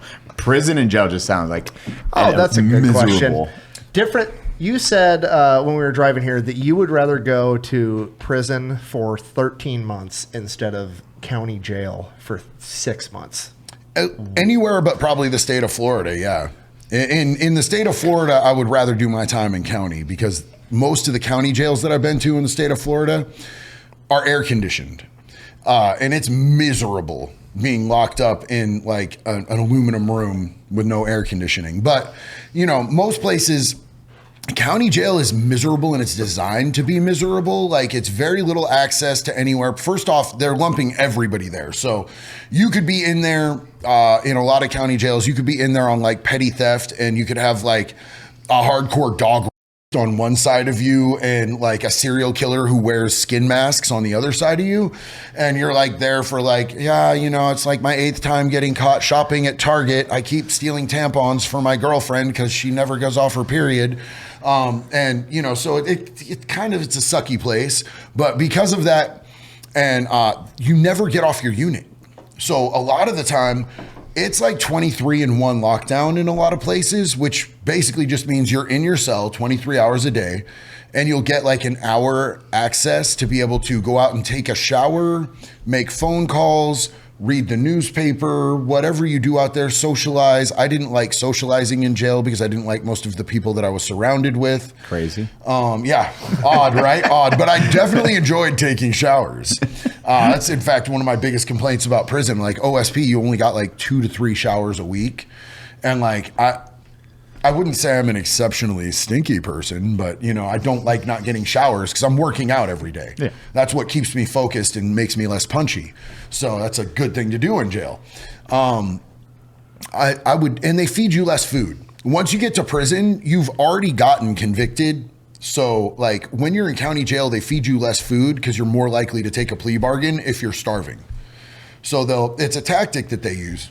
They give you just the absolute amount that you need to be feeding people for it not to go against like the Geneva Convention codes in there, and not a bit more. And they do it fucked up. They'll put giant scoops of butter on your tray. So yeah, there's a bunch of the calories. And I don't know about you, but I don't eat giant lumps of butter. Not castigating anyone who does, but Damn. Yeah, that would. This is terrible. It just sounds terrible. I was about what? Go ahead. Sorry. I No. can finish mine. You know what's f***ed up? The majority of prisons and jails are privatized businesses. Oh yeah. Oh, sorry. I just Yeah, dude, it's crazy. That's the wild part, and the amount of money that gets dumped into that system. you know, I was actually in a county jail right before it went privatized, and then went back and spent 5 months there after it was privatized. What was going on when I got back, they got this director who had been kicked out of the Department of Corrections in Arizona, like for inhumane treatment, went to Department of Corrections in the state of Florida and was fired for inhumane treatment. So then this privatized county jail hires him to be the director there, and they started having a epidemic because the conditions got so bad that people were just like, fuck this, I'm checking all the way out, right? Bye. Yeah, and so what his answer, instead of like making things a little better or getting mental health help, was he would take the people who tried to kill themselves and he would 4-point restrain them, like hands and feet laid out across a cement slab where they should have a mattress, but he would say the mattress was a security concern, and he would lay these people out on these things like restrained down for days at a time, and they were supposed to be able to get up every hour to, you know, circulate blood and use restroom, Not but develop like sores. yeah, but legitimately they were maybe getting it twice a day, and they would defecate on themselves. And the reason that I know this is because he started, the other thing that he implemented was inmate observation. They called it INOB, where they just force inmates to watch other inmates, both in the watch area and in every single unit at night. They would have somebody going around with a flashlight. That's Firewatch. Every 15 minutes. That's Firewatch. Yeah. That's Firewatch in the military, yeah. So you're just walking around shining a flashlight on. So dudes are trying to kill themselves because they have bad mental health, and we're going to send dudes around to wake them up every 15 minutes with a light in their face because that'll definitely help their mental health out. It was wild. And surprisingly, shockingly, he got fired from that place for inhumane treatment and might be facing charges. So some of those places are so horrifically bad, man. Those privatized prisons are gnarly. Yeah, but big money. Yeah, absolutely. Fucking getting their money, dude. I was going to ask you because I did a video on that unkillable Marine, and I talked about it briefly in the video, but it was a Navy punishment exclusively for the Navy brig, the bread and water. Had you ever heard of that when you were in? I'd never heard of it. Yeah. Bread and water is a thing. But the way that you explain it, they can get out of that by every once in a while giving them a meal, right? Yeah, so like the rule, they changed it in like the 1914 or 1918, like early 1900s. It used to be just like they'd throw your ass in jail and you'd get 2 slices of bread and a glass of water 3 times a day, and that was it. And then they changed it to where you could only have, that's bread and water, that's a punishment. While you're in like solitary confinement, you get 2 slices of white bread and water 3 times a day, and that's it. And that's like the punishment. And then in the early 1900s, they changed it so the maximum sentence was 7 days. But then they just kept doing it, and the way they got around it was you do 5 days straight, and then they let you out in their equivalent of a yard for like 4 hours and give you 1 normal meal and then 5 days back on bread and water, and they just keep doing that to you. So technically you never did 7 days consecutively because you got 1 full meal and you got to go outside and fucking stretch your legs. Dude, watching other countries and how their prison systems work, because you have extremely nice ones but also the bad ones though. There's one in Mexico City where It's 4-person cell. Boom, boom. There's 8 to 12 people in 4-person cell, and this is like the bunk beds are almost touching from the wall, and it's like 8 to 12 people in that. And then they are not allowed to leave the cell. When you're in there for your max 6-year stint to be there, you're never allowed to leave the cell. Ever, period. You're not walking the yard. You're never seeing light. For that 6 years, you are with those individuals. But the Americans that they fuck up or something happens and they go to that prison, there's like Marines in there. There's one that was like a veteran or a Marine. He was like, he says, I don't know if he was actually. Mexico, it's difficult to say. It's like, oh, you actually committed a crime, or you just got you got screwed in the system. You didn't have enough money to bribe the guy. Yes. So this dude's like, I'm fucking year 2. I have 4 more years, and this is my life. You know who we should get on the podcast? What? I think he just got home, but that guy that went to is it Marks and Caicos, that Caribbean island nation, and they had banned ammunition. And he was like a hunter that went on hunting trips across state lines, and he had his luggage, and his luggage had like 2 rounds of 30-06 in the bottom of the bag that he didn't know he had. Stuck in there. Yeah, just like at the bottom of the bag. And he went there, did his vacation with his wife and kids, and they caught him at security going home, and he was arrested on the island for 8. Him and his wife were originally arrested. They let the wife and kids go and kept him for 8 months while he was on. I think it was 8 months. It might be wrong, but it was a long ass time. Hell. While he was potentially facing 15 years in prison for smuggling ammunition into the country. And it was like 2 rounds of ammo or something ridiculous. He like just got home, but that's crazy. And it's not a nice system. I guarantee that prison fucking You're gonna put a guy in prison for 15 years over 2 bullets. 2 significantly smaller bullets in this that he didn't have a way to fire. It was an accident, literal accident. But then you have the other side of prisons, foreign prisons, where you've got literal prisons where they like give you like college education and job training. And I just got back from Nashville, where I went into a prison, and it's sort of based upon that. It's not as nice, you know what I mean? You're still in a dorm full of dudes, but they give you things like job training. You can become an electrician, you can get, construction, like even robotics and engineering. And they teach these dudes this stuff. And then towards the end of your sentence, if you're good, towards the end of your sentence, they put you in an actual work release while in prison, where you go out into the community. They help you with job placement. Everybody's making $20-25 an hour, and they charge you, once you're employed, they charge you $3 a day to stay in the program and for your accommodations, because the state says if you're employed outside of the prison, you have to pay something. And I did an interview with the warden. He's like, this is the absolute lowest they'll allow me to charge them. I want them to save their money. He's like, we have gentlemen who are sending money home to their wives and kids and their parents. He's actually trying to rehabilitate people. Yeah. Really incredible. And so we were talking about his recidivism rates. And he was like, I asked him about his recidivism rates. He said, I'd rather talk about my restoration rates. He said, I'd rather not, stigmatize people like by talking about how many people fuck up. Let's talk about the people that succeed. He's like, we have, over 70% of our people get out and we never see them again unless it's in our community doing good things. And, Tennessee has really high rates of failure. The recidivism rates are high, except this one place that's doing it this way. And so it's like little places like that. I've also gone into a county jail in Arkansas where they're doing this drug treatment program that's really restorative and helps people. Their recidivism rates are astronomically low. That's like Lone Oak County, Arkansas.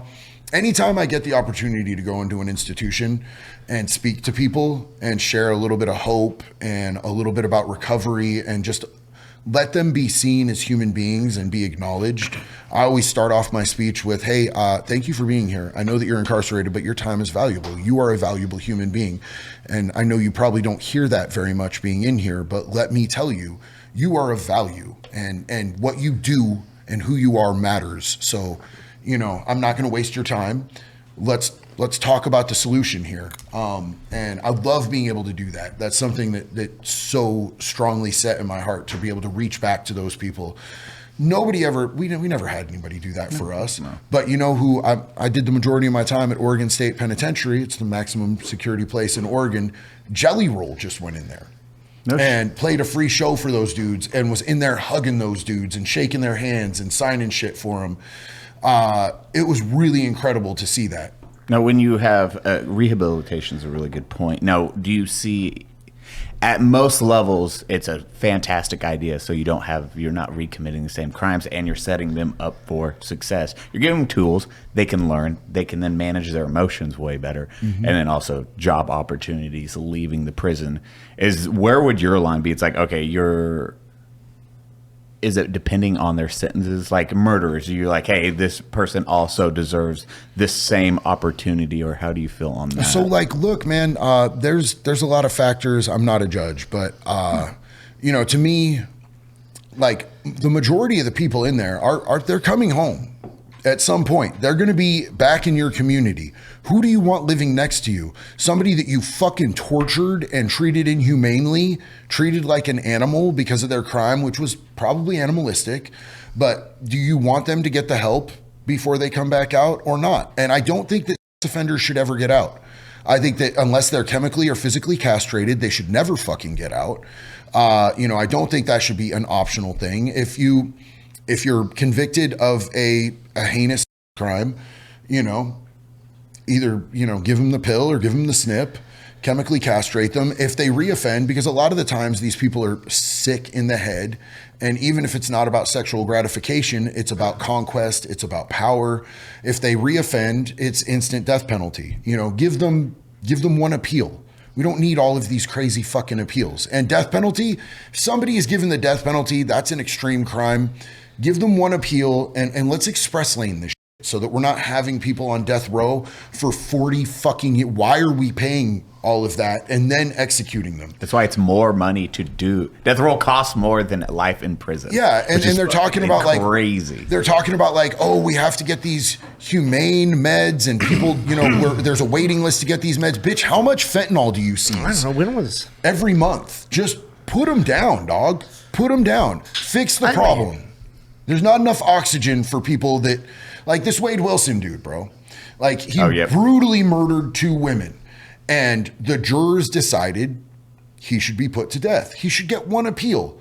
And if that appeal doesn't, go his way, and if he gets anything but the death penalty, give him the death penalty. Just get it handled. And it sucks. Second video on that, it was the because then his appeal was based off of if he had TBI or not, correct? Yeah. And that I didn't look more into that. I know I was just watching yours doing that. Yeah, so they found nothing significantly wrong with him. He crazy. No TBI. He didn't have like severe brain damage or anything like that. Here's the thing: is that case is interesting because there is a high chance that he might get life without in appeals, because they made that law allowing. So the way that it works in Florida now is you need a 8 out of 12 majority for them to be able to give somebody the death penalty. Before that, it had to be unanimous. Florida, the same law that they used, that if you a child under the age of 13, you are eligible for the death penalty. That's when they made it so you only need 8 out of 12. You don't need it unanimous, because a lot of people don't want to vote. Democracy. They don't want to be like, man, this dude, but killing people is wrong. They want to be able to.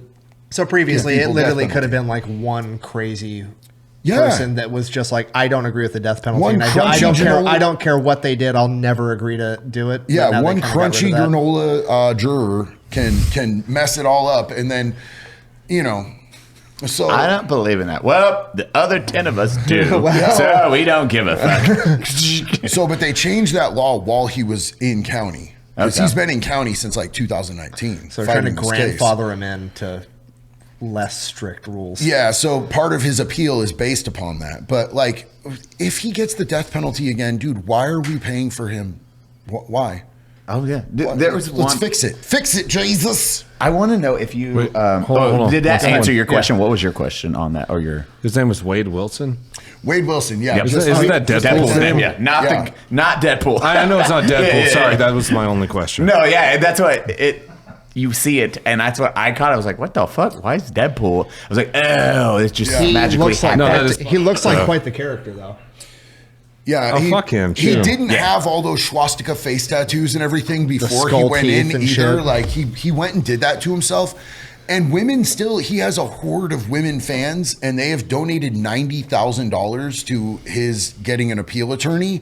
And his What the fuck is wrong with people? You know, a 9mm one of his round costs seven like, fiancés. like 9 cents right now. Yeah. One of his seven fiancés is in charge of that money. It's Fundly, and she's got that money, and she's just been spending all this money, and she's probably facing charges. This story just never ends. It keeps giving us golden nuggets. Well, Sorry, go ahead. It was one story. I don't know. Have you watched the Menendez Monsters, or is it Monsters? Have you watched the Menendez brothers? I haven't had a chance yet. That is one I would love to hear your take on, because like psychologically, it is extremely interesting case, because you have these dudes killed their parents. Mm-hmm. Spoiler alert. It's a crime. You can read about it. They like murdered their parents. And then they went on a spending spree. They made it look like a mafia murder did it, and they blew a lot of money. It's like, oh, see, you're good. We didn't do anything. But they got arrested, tried, all that shit. And they're like narcissistic, all this behavior. Then, and they hid what was happening to them. They wouldn't talk about it until finally it came out. It's like, oh, yeah, our dad used to us ever since we were 5 years old and on. And then one brother said stop, and then it just went to the little brother. So they were just screwed, like mentally, psychologically, they're screwed. But they're still in jail, and this happened in the 90s. And that's where it's like, what do you do on that situation on both sides of it? Because they killed it, but they're not even trying to rehabilitate them. And at that age, are they able to be rehabilitated? Like, from your perspective on this stuff. Look, man, I have because you have trauma of your own. That's well, yeah. No, I'm like, I was when I was 6 years old, and it definitely manifest. You know, not being able to process that trauma in an appropriate way manifest itself in a lot of bad behaviors, and a lot of it was based around me numbing out and self-medicating, and I did a lot of crimes. But I take accountability for all those crimes, bro. I did those, and if you're out doing crimes, you know, people say it on my videos like they're winning the game or something, but they say, do the crime, do the time. Bitch, I did. I'm still property of the state of Florida. I'm on probation. I'm still doing my time. Like, I'm with that. Like 100%. I knew when I was going in.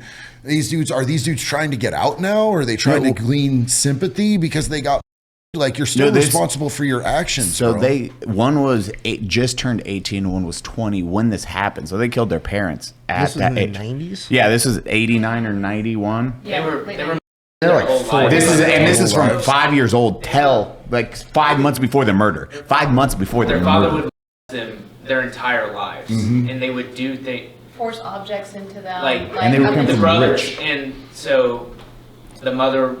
Then the mom knew, which was Mom knew. fucked. There was no way not to know. Like it goes into graphic detail that I can't share. No, but that's what it's that weird. They would do things to try and lessen the burden of being by their father continually.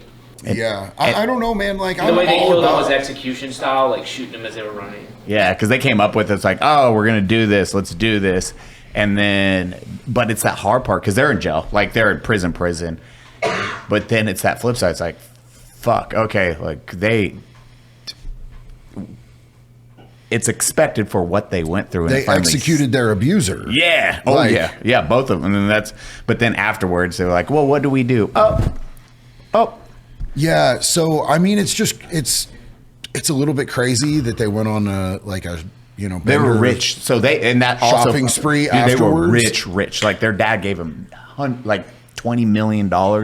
Like they lived, and again, that was an extravagant lifestyle because what the dad was doing, he would be like, look what I'm doing for you though. Money. So it was this weird thing. But now you have these kids that are like, I don't know what the fuck to do. They were highly groomed into accepting that type of behavior and everything. Yeah, that is a complicated situation, and I'm never ever sorry or sad when somebody's abuser gets executed. You know, when somebody's abusing kids and they get Mr. taken Chippy. out. Yeah, Mr. Chippy. Yeah, but I just, I know that there's better ways to handle that than what they did. But also, how old were they when they did it? One just turned 18. The brother was 20. So that's what's crazy. One of the first people that I got celled up with when I went to prison was, I believe, 17 years old, when he had found some pictures on his uncle's phone of stuff that was inappropriately happening to his sister. He went to the police. He tried to get help. Nobody would help him. He went to his dad. Like, nobody was stopping what was going on. So he took it upon himself, and he buried him in multiple locations. It's been a while since I read his paperwork. I don't want to get his story wrong, but he was doing that to defend his little sister. Yeah. And, there's really something to be said for the progress that he's made. Like, his brain wasn't fully formed at that time. He was 17 years old. You're not fully developed. And he was doing things to defend himself. The Menendez brothers, it seems like they were full-grown adults, and this was just a revenge thing, and there was probably a better way to handle it. But also, you have to understand that trauma does fucked up things to people. So, I don't know that I would. That's really not weird one. That's how I harbor- just It's just complex, It's bro. super complex, and it's that one of those few times you're like, there is no win in this situation. They got screwed no matter how you look at it. Yeah, for sure. So they're doing life? I think. Yeah, they're doing life. They had reason to believe their parents were trying to execute them as well, which is why they had the plan to kill their parents, and that's what kind of set everything into motion. And they also had evidence that the dad was still the youngest at the age of 18 on a private plane on the way to like business stuff. It's crazy. Oh, why are they locked up? Dude, that's the What the crazy. fuck? Yeah, the 90s, and they made them look like crazy privileged kids. Yeah. It's crazy story to read. And they're still in. Yeah, their whole case is just like built and the abuse is kind of like secondary. So they're in California. Yes. Yeah, because I'm doing an interview with a dude here very soon who was locked up with them, and he wants to talk to me about some of the, what their daily life is like. He was actually a dude that was a shot caller for the GBG. Do you know what the GBG is? It's the Gay Boy Gangsters. It's a California prison gang. It's a gang of gay dudes that got tired of getting picked on and shit like that. Horrifying. A lot of them are dropouts from gangs like the NLR, the Nazi lowriders, or the Aryan Brotherhood that got caught doing stuff with other dudes while they were locked up, and so they got kicked out of that gang, and they ended up joining, forming this other gang, the Gay Boy Gangsters, and they are on yards that like aren't active yards, but they're still gang members. And this dude was actually on an MSNBC show about like MSNBC lockup, and I'm going to be interviewing this dude about what the Menendez brothers' life is like on the inside. So that'll be really interesting for me to hear. Yeah, read their story, watch the series too, so you get both sides of it. Hi, Mr. Rich. The other police officer has shown up. Yeah. Did you just reach for a gun? Other cops. It wasn't a gun I was reaching for. It's weird. It's weird when like the professionalism of like my job gets not brought up, but like when you guys are talking about the Menendez brothers and like assaults to children, stuff like that, which I'm involved in investigations now, and like Cody's like, you want to switch with me and say some stuff, and I'm like, shit. I mean, all of it's kind of downer stuff. Like you saying that like you were assaulted when you were a kid, like the odds of you. Not you. I'm sorry. That would seem. I don't want to be rude. The odds of somebody that's being assaulting somebody else is like 25 or like 30%. And so the people that I deal with that are adults that are assaulting other people, whether it be another adult or a juvenile or a child, is like almost guaranteed that had happened to them when they were younger or at some point in their life. Cyclic behavior. Yeah, it's extremely like basically if it's one of those moments in your life where it poisons you and a lot of people for the rest of their life and can result in like that repetitive behavior of somebody then assaulting somebody else. Not saying that that's an excuse to do it, because once you become like 23 years old, even though you had a traumatic experience, doesn't give you the right to start doing that to somebody else that's just as innocent as you were when that happened. This is, I mean, you're started now for, if you didn't know, Rich, did you go into what you do now for police work? No, we talked in the car a little bit when we were bullshitting about you being on parole, because I was like, oh sweet, I didn't say. Did you make him ride in the back? Yeah. Oh yeah, no. He cuffed me and he didn't give me a cavity search, but he gave me a good pat down. Like, dude, one of the hardiest pat downs I've ever had. So it was nice. I'm still moist. JD, I like just in the short time that I've known you, just like us bullshitting. Right, you take jokes really well, and I say really offensive things because he means the absurdity is sometimes. Is it because he means it? I was biting my tongue so bad while you were sitting in the back and we were bullshitting, because I was like, I don't think he knows me that well, and I don't want to be a jerk, but I straight up want to be like, yo man, you want papers? I have my travel pass with me, dog. My PO signed off on it. Rich, you were sweating and you're like, I want to tell this joke so bad. Bro, it says not easily offended right here. Well, it says Irish, but it's the same. When my woman was in the front, and you were like, you know, coming up to the car, and you're like, hey, what's up? I was like, hey, get in the back, Crim. I was like, no, my shit off, bro. Like, I gotta ease into this. I don't want to be like that guy where, you know, all of a sudden it's like, the cops are all the same, which asshole. That's one of those pieces of shit. I'd have loved that, bro. I'd have loved that. You were talking earlier about being good at hide and seek, which I love. As when I was on patrol, was, you know, playing hide and seek, and I do it now as a detective, and it's different. But when you're like, yeah, I hid under like this massive pile of clothes, and I used to see piles of clothes everywhere, right? So I always jump on piles of clothes. So when you said that, he was like, yeah, man, I hid under a pile of clothes, and SWAT didn't find me. I was like, that's why I jump on piles of clothes. So here's the thing I didn't say about that. Moves around, there's a dude there. Here's the thing I didn't say about that is there was 2 rooms, and one of them was our guest room that was for my roommate's dad. So it was a very masculine room, and it looked like it would have been my room. And I lived in this like Barbie pink room that she had as her second closet. Mm-hmm. So it was super Barbie pink, which like I'm cool. I'm a modern man. I can fuck with pink. My favorite things are pink, you know? Vagina. Yeah. It took you a second, and I'm proud of you. You got there. I've just discovered it myself. But never mind, vagina.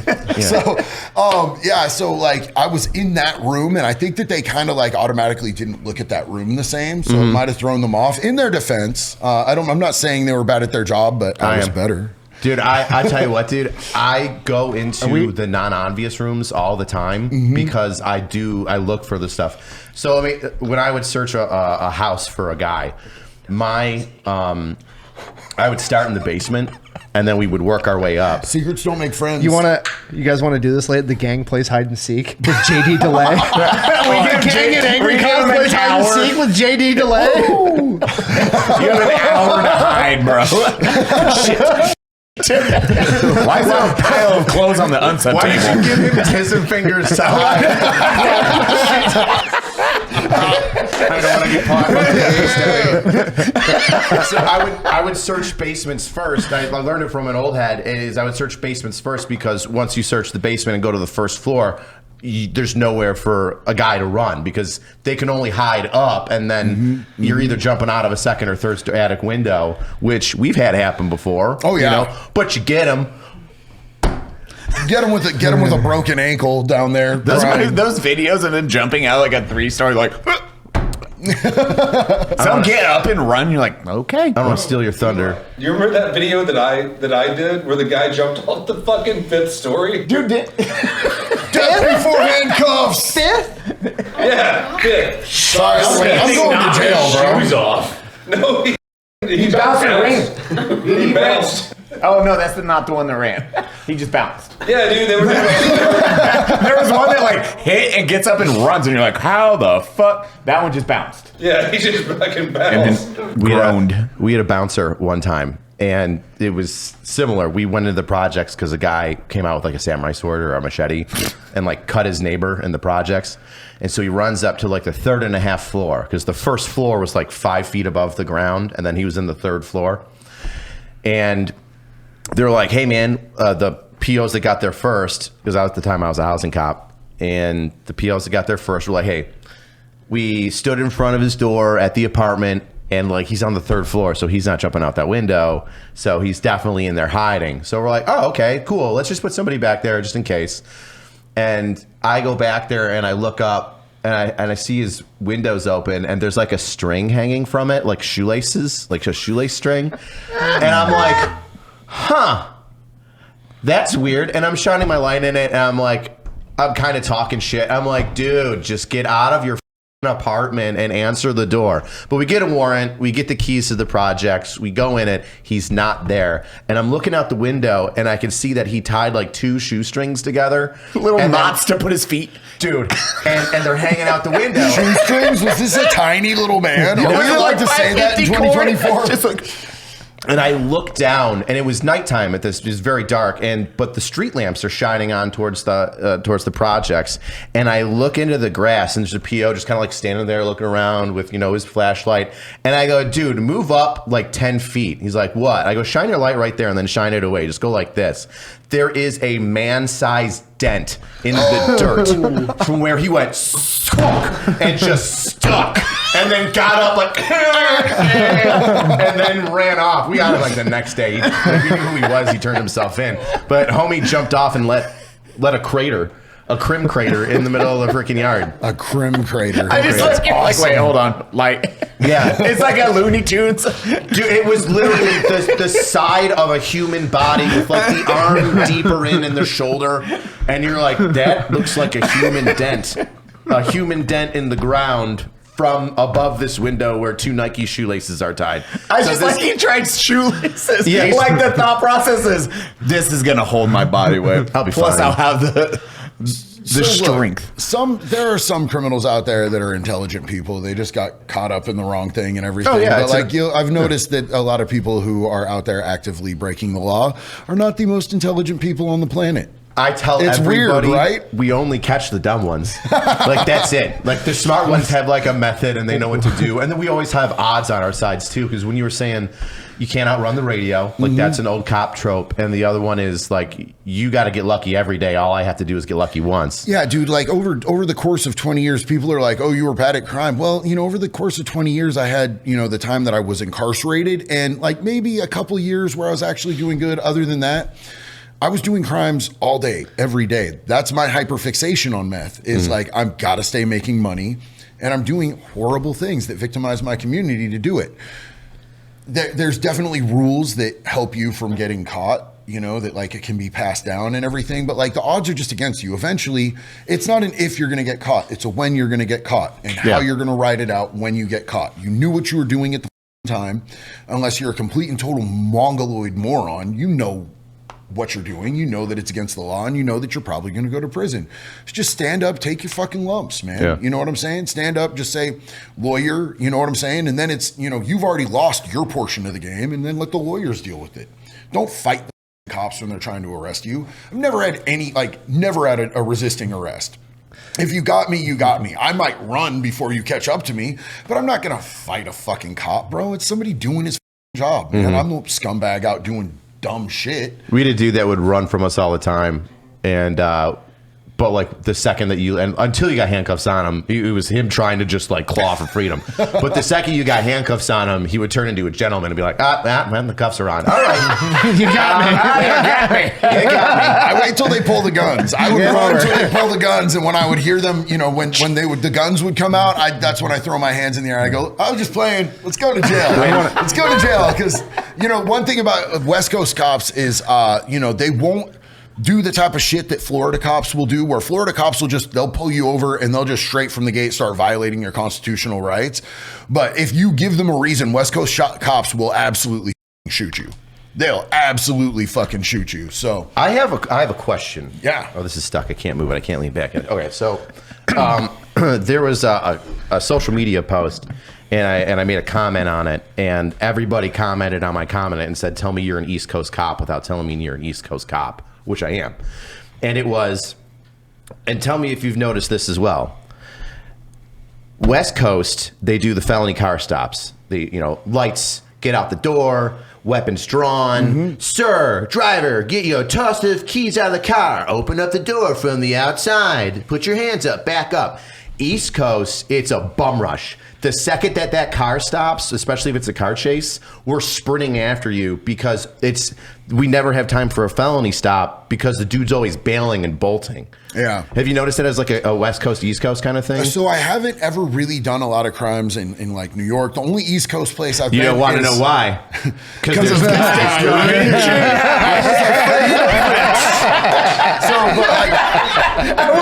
Oh, Richard, hi. Cody's over there on the Lower East Coast. Rip your shirt up. Super cop. I feel like the state of Florida isn't comparable to anywhere else on the planet except maybe Australia. Like, Florida is like baby Australia. But it's so f***ing wild out there, man. Like the cops out there in Florida, they're aggressive and everything. They're 100% aggressive. They do not care about your constitutional fucking rights. They'll figure it out in court later and they'll lie. Like, they'll 100% lie. Locals or stateies or all of them? Because there's always a difference between city cops, county, and then the depths, and then stateies. Yeah. So I think it just depends. County to county and local to local. From my experience in Volusia County, they'll lie on you. They'll break your constitutional rights. They'll do all that shit. The sheriff's department, like Chitwood, is in charge of the sheriff's department out there, and Chitwood makes sure that his people are super trained.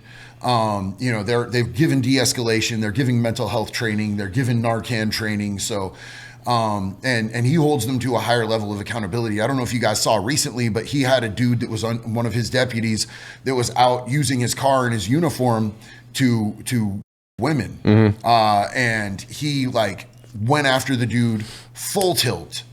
He wants him prosecuted to the full extent of the law. And then he went and had the dude's badge melted down. He's like, this badge is tarnished. It'll never be used ever again. This man is a disgrace. His family's a disgrace. Went hard on him on the news. And they had the badge melted down in front of all of their new recruits that were coming up. He made them all watch and he said, do you have any questions now? And they're like, no, sir. So it does depend place to place, but it just seems like Florida is a climate of real Wild West, they're coming for you. It's the Wild West lawmen down there, like Sheriff Grady Judd and, all of that. Tell me the positives and the negatives of the Wild West. Because I'm not trying to, I love playing devil's advocate because I like to see where people's brains are. And I like to just kind of just see it from, both sides. So, there's got to be, from a law enforcement side, a reason why the Wild Wild West is happening. So I'm going to get called a snitch and a bootlicker and shit like this, but now that I'm a law-abiding citizen, welcome to the club. Yeah, right. Shut up, bootlicker. Boots. So since I'm a law-abiding citizen these days, and since these younger criminals that are out there, honestly, bro, they're just mentally deficient and they have no code. And we no call ethics. them retarded. Yeah. No, that's accurate. Yeah. They'll involve. We call them retarded. It's mentally deficient. I'm like, we got a book about it, actually. It's right there. Communist Manifesto? No, the whole one, too. Don't get me started. That's chapter 2. These dudes are out there just committing crimes against whoever they can victimize that's vulnerable. They'll go after the elderly. They'll go after women. They'll go after just whatever the fuck. And it's not like how I was brought up with the convict mentality and the street code that we had. I'm leaning more and more towards the side of law enforcement, man. I don't want to see people victimizing their communities. I don't want to see people continuing these generational curses of passing down this lifestyle to kids. I don't want to see kids getting victimized anymore. And the Wild West shit is good.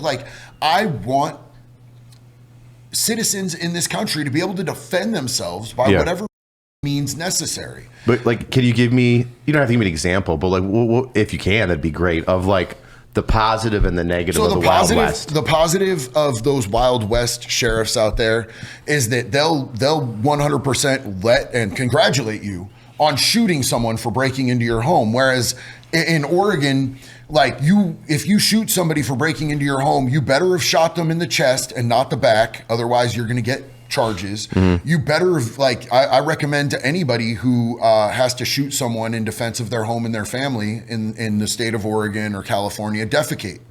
Shit your pants. So when you go into court, you could be like, Your Honor, I was scared so bad, I pissed my pants and just bullets started flying because I knew he was going to kill me. But JD, real quick, is there a duty to retreat in Oregon? There's one in New York. Yeah, so it's like stand your ground, castle doctrine. I believe you have a duty to retreat if you can retreat.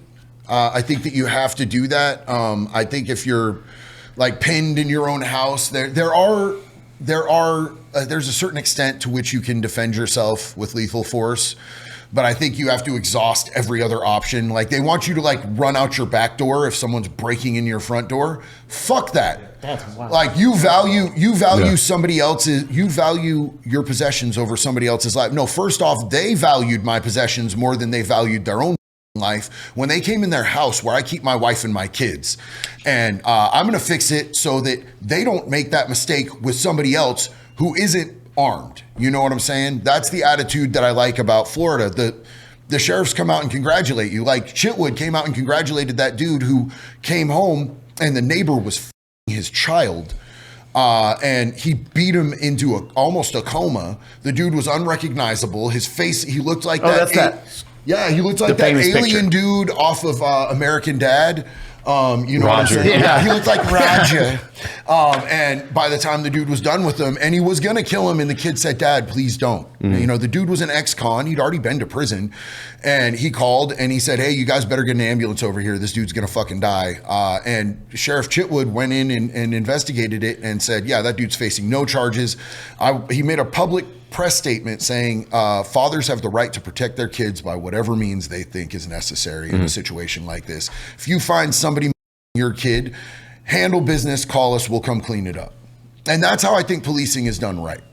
You know, just from my opinion, like, as a father, are you a father? Not yet, no. Not yet? Okay. That's going to be an epic journey for you.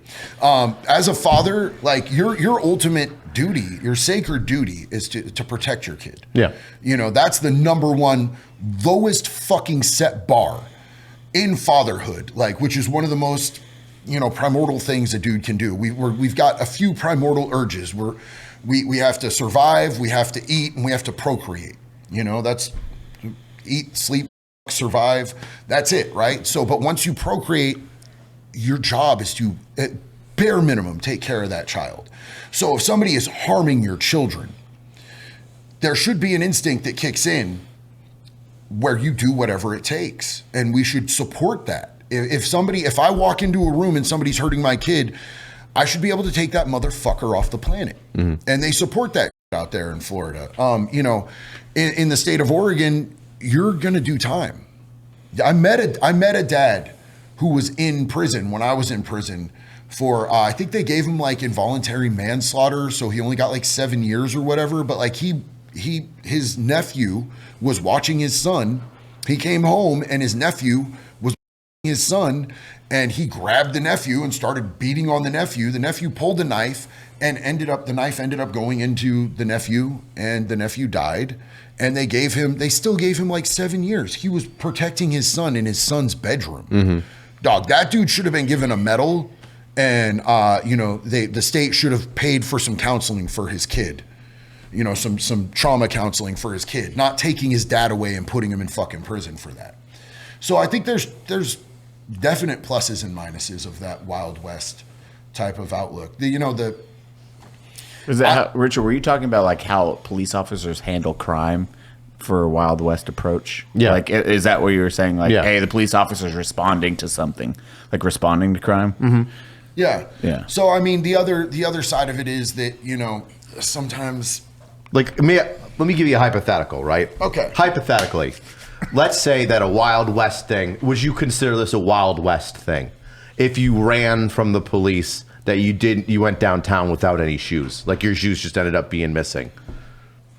Like, hey, you ran from me, I get you. You had some Nikes on. You get in the back of the car, shoes are gone. So you got to go downtown without your shoes. I mean, really cares? It's some shoes, man. So you know what I'm saying? So like, then, you what ran, would be a Wild West thing that if like a somebody police made me officer run, would bro, do to you? If I was a cop and somebody made me run, yeah, you're barefoot. You on feet? The fuck, bro? Don't make me run. Yeah. You know what I'm saying? Like, don't make me do extra I never paperwork. did that. I never did that. I was like, Rich, I'm going to give you a hypothetical. Listen, I feel like Rich is over here taking fucking Nike Airs and he's throwing them into the storm drains. bro, just saying, I never made you run, Rich. I never made you Is run. this why all the power lines have shoes on? it was an old East Coast like thing to do, and like I heard it from guys in Baltimore, and they were like, "You on feet, man?" Like, or "Hey, you ran. I guess these J's just aren't good enough for you today." Well, that's a highly specific thing. That's kind of some convict shit to do because, like, you know, in prison, if there's somebody who's down on a sex offense and they have any shoes that aren't those state issue Bobos, that's the first thing that comes off them. We make them walk back onto their unit off the yard in socks, and it's the walk of shame. You know, you're never going to be able to own any shoes that aren't Bobos. And those things are hell on your. They're bad on your feet. They're bad on your back. They suck. They look like no idea what Bobos. They are. look like Chuck Taylors, but they're even flatter and worse put together. The state is issue prison shoes, but you can buy shoes off Canteen if your family puts money on your books or you've got a hustle. But a sex offender is never going to be in anything. Like we'll never ever let it happen. And it doesn't. They could be the gnarliest. Like somebody could give them a hand-me-down pair of shoes that have holes all in them. You know, you're just not wearing them because fuck you. That's why. I got another question for you. Let's run it. So like I said, I love adult hide and seek. If you're comfortable, Accurate. Yeah, right. If you're comfortable, what was a great hiding spot or hiding spot story? You don't have to tell us what was in it that you were able to stow that the boys didn't find. I mean, I got 2 ounces of rolling tobacco and 2 cans of chew into prison in my. Well, I mean, yeah, but that's like, damn. Wait, say that again. Go say that stuff from the beginning. Yeah, so you take it out of the can. And you put it in a bag. Okay. But, wow. You know, Sorry, I was like, it was bigger than you're like, I turd. got 2 cans. I'm like, I thought he was gonna say like, oh, like Impalas have like this little knob that you can pull out, and I put like 2 ounces of crack in there, and then I covered it up. You're like, oh yeah, I put like 2 things in my poop chute. I wanted that to be your superpower, by the way. Yes, you like had an unlimited prison purse. Well, no, It's like Mary Poppins' bag. Whatever you need, pull it out. JD, give me the gun. He just bends over. Tommy gun. He's our utility belt. He's got an AT4 in there, but like the offset would have been like you feel everything come out. So Richard drives his car out of his ass. I damaged my prison pocket like in a medicinal way. No. Here's the thing: is I only put stuff in my ass one time to bring it back in. It was right before we were going on Christmas break.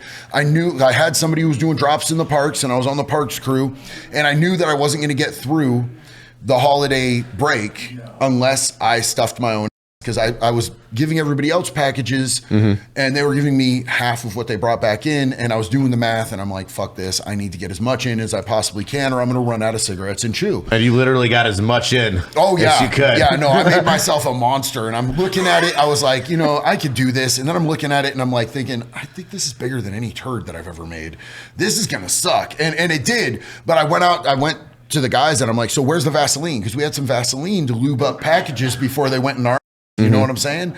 And they're like, the Vaseline's gone, man. And I'm like, well, what do I do? Just spit on this? And they're like, that's probably not going to work. So they're like, one dude was like, hey, I think there's an old packet of mayonnaise that was open on the back of the truck. And I'm looking at it and it's got a green tint, right? But I'm thinking in my head, because I'm not super good at biology. I'm like, it's not going in my mouth. It's going in my and poo comes out of there, so it's not going to make me sick. Yeah. It's not going to make me sick if I put spoiled mayonnaise in my JD, did you put a dip can in your asshole? Well, not the whole can, but there was definitely about 4 ounces of tobacco in my ass. Shove that can hanging up sideways. So I lube it up with the green tinted mayonnaise, which was a mistake, and I'll admit that. How does it stay together? And put it in a bag. Oh, you put it in bags. The chew has to be in a separate bag than the rolling tobacco. And so it's like a And then you Magician put sleeve? Well, you take the bags and you sort of form them into a shape that's, you know, kind of turd-like, and then you take a latex glove and you cut the fingers off and you wrap one and tie it at the end, and then the other way you wrap it and tie it at the end. That's how you make a prison pocket package when you're on a work crew. And then, you know, you have to lube it and you push it as far inside yourself as you can, because there's a huge chance that when you go back in, they pull over like 60% of the people every time you go back in for, you know, the bend over, squat, and cough. And this is the first time I've ever done this. I'm like, is this going to fly out of me? I don't know. We're going to try and see. So, you know, I'm like, I lube it with this green mayonnaise and I take it all the way like I'm bobbing that thing up there as high as I can. And I'm like, holy fuck, this genuinely hurts. This is genuinely uncomfortable. And I have to wait like 40 minutes for the crew boss to be ready to leave. And then it's like a 35, 40-minute ride back to the prison. And I felt like he hit every speed bump. This thing's up inside of me, so he hits the speed. I'm like doing Lamaze breathing, like, you know what I'm saying? Like just trying to breathe this thing out. We get to the prison, and of course, he's like, delay. Dude, he's breathing right now. Yeah. Zach right now is uncomfortable. Zach's like, I just look over and Zach staring.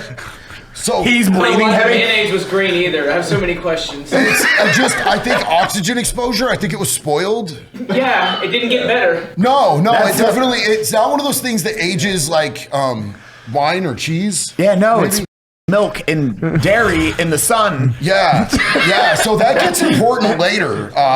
So like we go to the line and he's like, delay, search time. So I have to get booty ass, right? I have to bend over, I have to spread them, I have to cough. And I make it through, and I'm like, I go directly to the toilet, and I'm like, right, everything comes out, and I'm like, I just got away with the crime of the century. I got this in, and I'm super stoked until like about 6 hours later, like my inner asshole is hurting all the way up. I feel it all the way up my lower spine, right? Like all the way. It's like I feel it from like my guiche hurts. My spine hurts. Like I'm like, oh fuck, something really bad is happening. Guiche? Gooch Well, quiche. you know, like your prostate. From under cheese. Oh, okay. You know what I'm saying? Yeah. The old taint. Yeah. I feel my taint, and I'm not. I never heard it called often, guiche before. Yeah, same. I've never heard the guiche. I had never felt my prostate before. It was never something that had felt uncomfortable or, you know. All of a sudden, I know exactly where my prostate is, brother. It's not a good thing. So I put in a triage kite to go to medical. And the next day they call me down, and I go down there, and it's this giant Indian doctor, not Native American, but Indian doctor who, this is going to be important here in just a minute, had huge corn dogs for fingers. So everybody in prison seems to have massive fingers. This dude had massive fingers. You're hired. So look,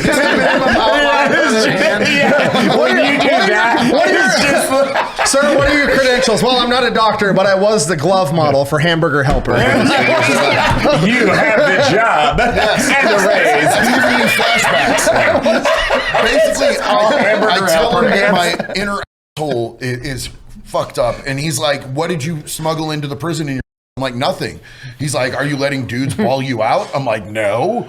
And he's like, all right, well, I got to get in there and see what's going on. I'm like, I just have an infection. Can you just give me some antibiotics? He's like, no, I need to figure it out. And so Did he actually say that? Yeah. He tells me to drop trowel and grab the counter. And I'm like, at this point, I'm like in so much pain, I'm not gonna argue with him, but I'm pissed off that he's gonna go in my asshole. So I do it defiantly. I like drop my pants in defiance and grab the counter angrily. And then I look back, and he's lubing up 2 fingers on a gloved hand, brother. He's doing this, and I'm like swooping. He's putting swoop and scoop, dripping KY on this shit. And I'm like, got 2 fingers? And he goes, don't worry, I'm a medical professional. And I'm like, you're a medical professional with corn dogs for fingers. What does that even mean? And he goes, take a deep breath, and just boom. And I gave him attitude. I almost came out of my skin, bro. And he goes, does this hurt? Yes, that hurts. And then he drags his giant knuckles. Does this hurt? Yes. And then he drags his knuckles again. It all hurts. Get out of me, right? So he's like, yeah. I've heard that before. Yeah. He's like, it seems like you have a swollen prostate. It's probably from an infection. We're going to give you some antibiotics. I'm like, oh, the shit I asked for. I wish I knew that earlier. gutted me like a Thanksgiving turkey. Thanks, friend. Totally his fault, not yours for putting old mayonnaise inside yourself. Yeah, what a jerk. Let's blame the doctor. What an asshole. Hold on. Were you lactose intolerant before this incident or after? Yes, I was lactose intolerant. it. So look. Here's the thing. This will make sense why I'm angry at this dude a little later in the story, okay? Because I go back to my unit. I'm taking this shit. The antibiotics help after about 4 days. I'm literally laid on my bunk, just shivering, like my inner asshole hurts. And so after about a week, he calls. I'm better. I'm fine. I'm out there. We're on winter break from work crews. I'm working out every day. I get a call back down to medical, and I'm like, absolutely.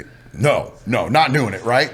Go down there, and he's like, hey, so I need to do a checkup. I'm like, I feel so much better, doc. Thank you. Appreciate you. And he's like, no, I need to do a checkup. And I'm like, dude, I'm not letting you back inside me. And he goes, well, look, either you participate in this or I'm gonna have to write you up and you're gonna go to the hole. And I'm like, so either you're going to my hole or I'm going to the hole. Somebody's going to the hole. And he's like, yeah, that's basically your options. And if I go to the hole, that means I'm going back to OSP. And I kind of like defiantly drop my pants again without being told. This time I'm like, come on, let's do this, and grabbed it. I look back, he's only lubing up one finger. And I'm like, how come now that I'm not in pain, it's one finger, but when I was dying, it was two? He goes, because I like you. You're a funny guy. And yeah. That's why I say Dr. Corndog Fingers was an asshole. So I just want to say one thing, JD. When I asked you that, like, what's, the best place to hide stuff in a funny story? You didn't mean like that. I meant, like, did you have an Arizona iced tea can that was a fake safe that you put meth in? Not like, how much tobacco did you shove up your one day and then get sepsis because of it? Yeah, I was like, 20 minutes later. Like, there's a spot in, like, a Chevy Malibu which you could pop out. And you were like, there's a spot in your ass that you can fill up. And I was like, okay. And Rich is like, that's cool. Buckling up. I'm sure that you've seen the fake decks, the fake car audio decks. That are hiding spots that have the little safe in them. So those are always cool. I like this is after. Oh, you meant that. Yeah, it's like a radio. I have a hidden story for you after this. Bic lighters. Yeah, I had a heroin and Bic lighters all the time. Yeah. We'd get bindles of heroin and Bic lighters. I mean, you can't really do that much with them, but my number one go-to was always magnet boxes. I don't know if you've encountered magnet boxes. It's like the Heidecke ones, but they can be bigger. They're big. Yeah, they're bigger. They're big enough to hold like a scale and drugs and baggies. And, that way it's up underneath the car. And you have a much better argument at being able to say, well, it's not yours. That's constructive possession. I'm not the one who put that there. Unless they fingerprint it and get your fingerprints on it, you've got a pretty good chance at being able to build an argument. Well, a good attorney would. Yeah. So those were always my favorite, but I had a couple different times where they would fall off the bottom of the car if you hit like a bump or something. And like I've run over all my own dope before and had to run out in the middle of the street and like, fuck, my dope, what the f***? Are you okay, sir? Don't worry about it. Don't worry about it. Just trying to refuge a little bit of the 2 ounces off the pavement. You know what I'm saying? The only reason why I know about the lighter one is one day we were searching a dude that they would always sell on this one corner, and we got him. We saw him do a hand-to-hand, and we jumped out on him. We're like, that's our PC. We saw you do a hand-to-hand deal. And then saying hand-to-hand just does something to me. Finger to butt. We saw him do a finger to butt deal directly from the hole. And we jumped out on him and we're searching him, and he's got a lighter, and I would always flick the lighters to see if they worked or not. I don't know why. It's just like a thing I would do. Like, ooh, lighter. Like a little tism? Yeah. So I had like a little tism where I'd flick the lighter. I was like, flick, flick. This one doesn't work. It's bullshit. Boom. And then I was like, why are there heroin packets all over the ground? Wait, yours is an accidental discovery? And I was like, you son of a... Shut the lighters. How many lighters does he have on it? And he had 3 or 4 lighters, and one of them was real, and the other couple ones had heroin in them. And I was like, do. That guy was probably like, let's go. What's your funny story? When I was in medic school, I think I was the first class when the medic Army 68 whiskey program was switching from open bays to dormitories where it was 2 guys to a room. So they were brand new buildings. So like they were super strict about everything. We weren't allowed to have anything other than water. You couldn't have a Gatorade. You couldn't have food. You couldn't have shit in your room. And they'd come through and they'd do like inspections every once in a while. And I was a complete shitbag. I went to sick call once the entire time I was in the Army. And I went in and told them that I was a vegetarian and that I felt weak and that I needed protein. So I got a profile to have protein powder in my dorm. And I made a deal with my buddy next door that I'd work out with every day after we got let go or whatever. His last name was Coffee. I don't remember. I think it was Brandon. Coffee. Anyways. Coffee like the drink. Our deal was I'll supply the protein. You supply the pre-workout. Don't care how you do it. Figure it out. I've got the protein. You're not getting a profile for pre-workout. Fuck you. Figure it out. So he went and he got the C4 brand at the time, but they were like the stick pre-workouts. And he was hiding them in his room. I don't know how. And somebody recovered some 9mm rounds. So they tore every dorm apart. I mean, we're talking taking the felt off the bottom of the lamp, undoing the fucking outlet covers everywhere. This is AIT? This is AIT. Okay. And Coffee had showed me where he was hiding. Coffee had went and spent like an entire paycheck on Under Armour socks, the expensive ones. He had his closet or his dresser drawer. You pulled it open. It was the entire dresser drawer was socks, Ranger rolled into a baseball, 3 deep, hundreds of socks. And that's where he would take one stick of pre-workout and roll it into a thing of socks and hide it on the bottom layer.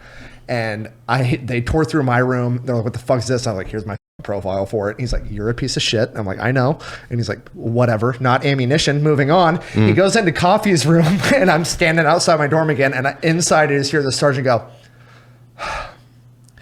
why don't you just tell me what's in these socks? I just hear Coffee's like 6'5", big, deep voice. C4. What? Oh no! The pre-workout. And he goes, why are you putting pre-workout in your socks, specialist? We're not allowed to have food in here, and I like working out. You're a fucking retard. And he just stormed out and went to the next room. Oh, C4. But it was the quietest moment of my life. All I could hear was just like tinnitus. Just like, Dude, that room C4, what? You ever do that? You ever give like a cop a rabbit to go chase and then you've got the other like you'll be like, hey, you got anything on? And you're like, I've got this ounce of weed. I know I'm not supposed to have it. That can get me in trouble.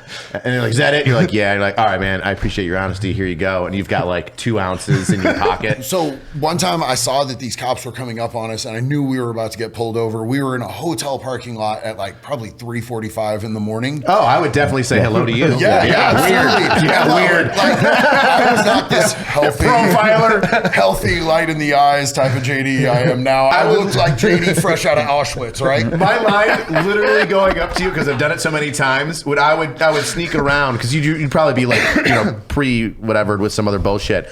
And I turn my lights off and I park and I get out of the car and I knock on the window and I literally go, bing, bing, hello, friend. and the amount of times I've gone, bing, bing, hello, friend, and see them go, shit right there. It's been a lot. So go on. So I know that they're coming up and I know pretty much the rundown. Anytime I get pulled over at this point, I'm getting pulled out of the car. I'm getting handcuffed. Yeah. Like that's what time it is. There's going to be more units pulling up with my record. It's not like a nice conversation between me and you. Nowadays, I don't know. I haven't tried it in a while. I haven't been pulled over in many years. Try it. Could be fun. Yeah. Hello, friend. But you know, with my criminal history, what's likely to happen is that there's going to be 3 or 4, and I'm going to get handcuffed behind my back. I knew that was happening, so I had about a half ounce of dope, which is a trafficking amount in the state of Florida for meth. 14 grams and up. And that's my real issue. And I know that I've got other little bags of dope or whatever, but I put it between my waistband on my underwear and where my belt on my jeans are behind my back, because I don't have time to get rid of this and get it off of me. I'm in a van, and they take me out, they cuff me, my hands are behind my back, and so I start an argument with the cop because these are big shards, and I'm like, he's gonna hear these hit the ground. Like these are big chunks of crystal meth. And I'm dumping it out behind my back while I'm making eye contact and yelling at this cop. Like, I don't even want to yell at this cop. It's not this cop's fault, but I need to distract him and I need to be loud right now. So loud noises and shit like that. And I'm dumping this out behind my back. In the car? And I'm in the parking lot. Oh, okay. And I'm like trying to stomp out the shards to where they're like not noticeable. And he had me up against the back of my van and I stuffed the baggie sort of behind the license plate, just a tiny little bit where it was sticking out. So there's like all this shard on the ground and shit, but I'm like yelling at him and he's yelling at me and we're like spittle is flying. And then as soon as I get it to where I'm like, okay, I think I just got away with that. I was like, you know what? I'm being an asshole. I'm sorry, man. Like, let's talk like gentlemen. Go ahead. You can search my car. It's fine. Because I knew he was going to find some, and he did. He found a small amount, but like that. It was like use amount and like whatever. Yeah, that trafficking amount, bro, is like, that's like 15 years. I'm not trying to do 15 years in prison. I'll go sit for, a few months, but if I can avoid the 15 years in prison, yeah. So that's kind of like doing the rabbit thing. I had, it wasn't me. I don't know who it was. I think we know who it was, but I was driving around in a car one day and I always check our cars, and our cars had like the hard plastic seats in the back, so you couldn't hide shit, but it had a lip, so guys would like go under the lip and lift up the lip and try to shove stuff in it. Everything and anything. If it's loose, somebody will try to throw it and shove shit in it. And so every time when I go start my shift, we look in the car, there's nothing in there, we like swoop the chairs and make sure there's nothing in there, then we get an arrest, or we just put somebody in the back and you check it every time they come in and out, right? So we get an arrest, we take the guy out down at cell block, and we're looking through the back to see if there's anything. And we're like, and it wasn't our normal car, right? And we're like, okay, cool, there's nothing in here. And then my partner and I are like, hey, the seat that's like supposed to be riveted in at this one part, like right where the back of your bent knees would go, it's like kind of loose. There's like a rivet missing. Like let's pull that shit up, because that seems kind of loose. You could definitely fit some in there. This much coke. Somebody left, and it wasn't our guy. It wasn't our guys. We patted the fuck out of it. Like, we searched guys before we put them in the car. Now, we're not in your pockets every time unless you're under arrest. But this guy was under arrest, so we went in his pockets, right? But even if we don't put you under arrest and you're detained, we'll do the cursory search outside. And then if we feel a bulge, we're like, what the fuck is this? And then we'll figure out the cop way to like get it so it's not thrown out. But somebody put a dude in a car, and he was able to find that little spot, lift it up enough, and throw in like a couple ounces of fucking coke. So let me ask you this. Have you ever done coke? No. You've never done coke? No. Have you ever done any illegal drugs? Marijuana. Marijuana? Okay. Like, I don't think that we should be giving people... You arrest Rich. Like, here's the thing. Got you, bitch. How the times have turned. I always smoke weed, like, I think maybe 12 times. Like, I can literally count it on my two hands. Like, I'm not done it that much. I'm not like... I'm an alcohol guy, but I'm not... I've smoked everything else scares the shit out of me. I've smoked loads of weed. I can't do it anymore. It gives me the fear. After I came out of prison, like, if I smoke it, I'm like, they're bringing the dogs. They're about to raid the cell. They're going to search us. Get that up in your butthole, brother. Corn dogs are on their way. Oh, no. But, I don't think that we should be giving people felonies, like, that are going to stay on their record for their life for possession. I don't, it doesn't, like, that was my very first felony, was a possession of meth. And then I was like, and this is the wrong mindset, but it's stigmatizing. Like, so anytime I ever go fill out for a job application or housing, or when I tried to join the military and they're like, go fuck yourself. Yeah. I had one felony, and it was just for like a minor possession of meth, but it was a felony that lasted on my record forever. One thing I do think Oregon has done right, they decriminalized all drugs and they didn't get the treatment in place. They fumbled the ball. They could have actually done something, but they never actually execute the plan the way the plan is supposed to go, and it ends up fucking people up. Oh, the government? Yeah. Never. Yeah, ever. it was crazy, Never right? do that. We talked about that the other day. Was like they spent a huge amount for legalization of drugs, needled the places where you can get free needles, dispensaries, or dispensaries, yeah, and then them program to inject for you, and then it was supposed to have also, hey, we have this in place now. In order for this to work, we need the rehabilitation centers. Yes. Yeah, the treatment centers. Yes. And they're like, oh, well, we don't got money for that. So then Oregon became Portland right now. Yeah, what we did instead is we just started giving people boxes of crack pipes and cases of needles, and it's not even a one-for-one exchange. So needle exchanges work, and they really help to stop like bloodborne diseases, like, you know, the transmission of HIV in a place like Florida where it's illegal to go and buy clean needles is astronomical compared to like places where they have one-for-one exchanges. But do you know, give people, you know, a box of needles, and when they bring a full box back, they get their next box. So every needle is accounted for, instead of giving out cases of fucking needles and not worrying about where they go. Because where do they go? They end up in the streets. You know, they end up in parks. They end up in bad places. There was just zero accountability and no focus on treatment, and that ended up hurting us. The one thing I do agree with that they did was when they went to recriminalize it, they didn't make it a felony. They made it a new level of misdemeanor where they can hold people for long enough for people to dry out and, you know, not still be physically going through withdrawals. But it's not a felony that's going to stay on your record for the rest of your life. Yeah. So while I have both of you here, I have I don't understand. This sounds so sexual. No, I've been meaning. Well, no, I mean, I have Cody who would know, and then I have you that would also know at the other end of the spectrum. So I just like. You had me at Cody. I was gonna. I keep flying to Texas for a reason. Let me tell you. Yeah. Vanessa's competition. Never mind. Bleep that part out. No, so I don't. Can you get a felony? So like. How do I want to word this?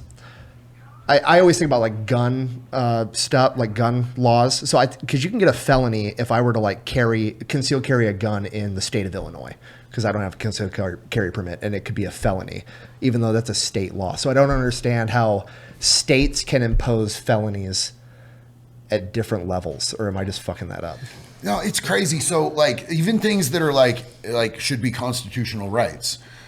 You know what I'm saying? Like Second Amendment rights, for example. There's, I believe in the state of Texas, and don't quote me on this because this is my first time here and nobody scream at me. I'm very sensitive. I'll come. But,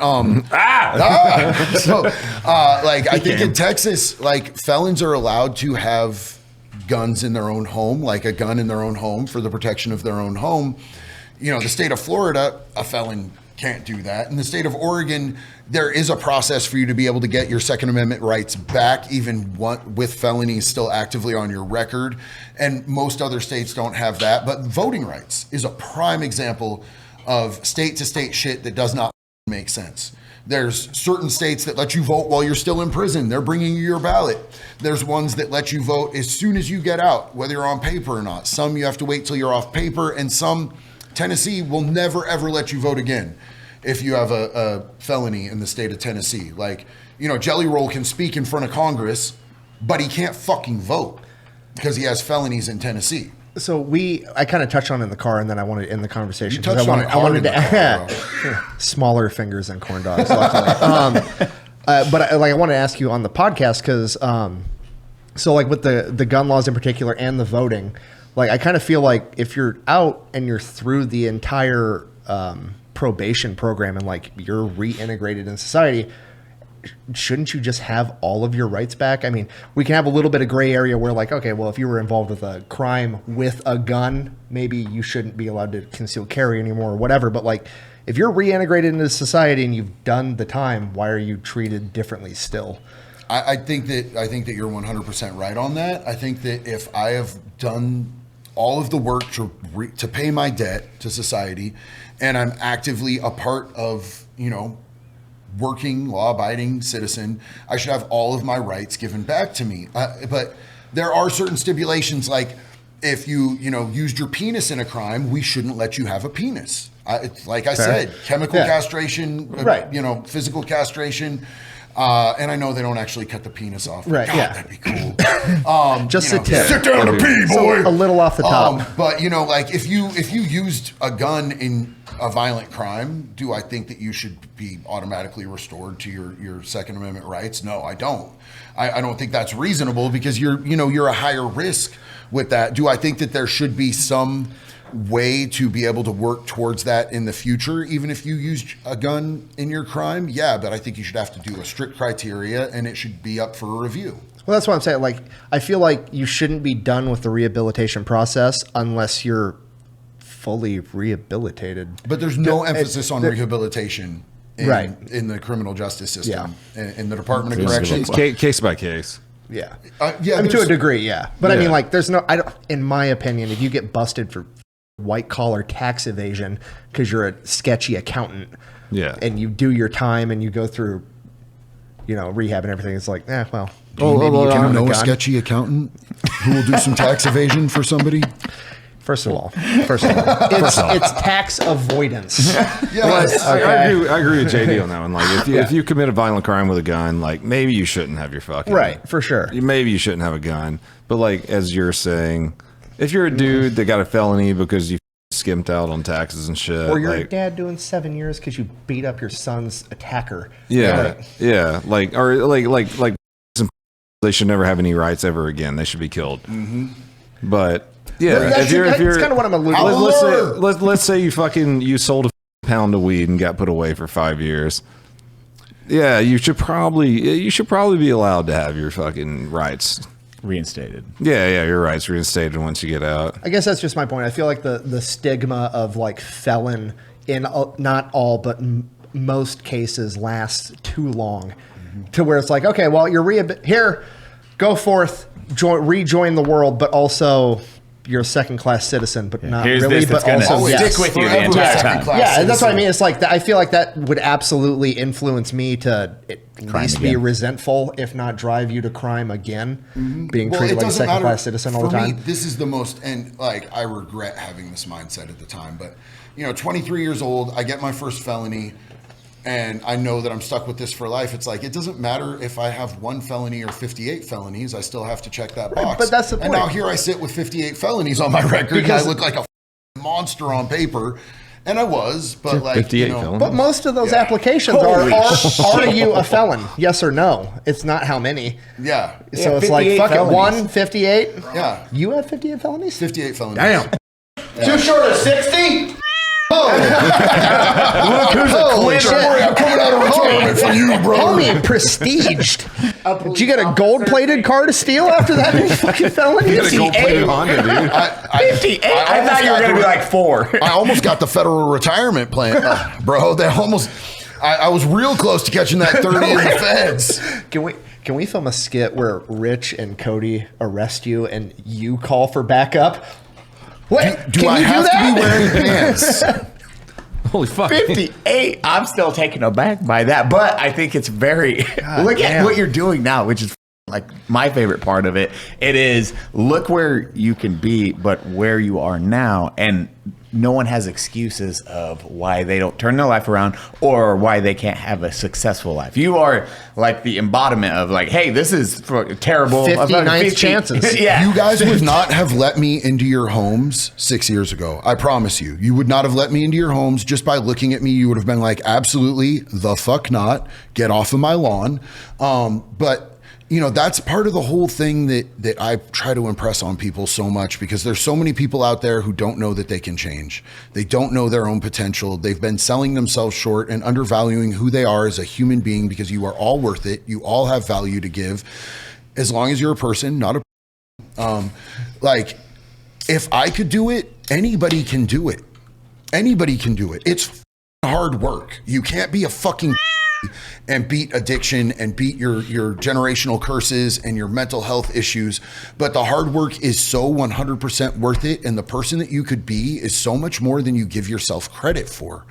And literally, I was as fucking bad as an addict can get.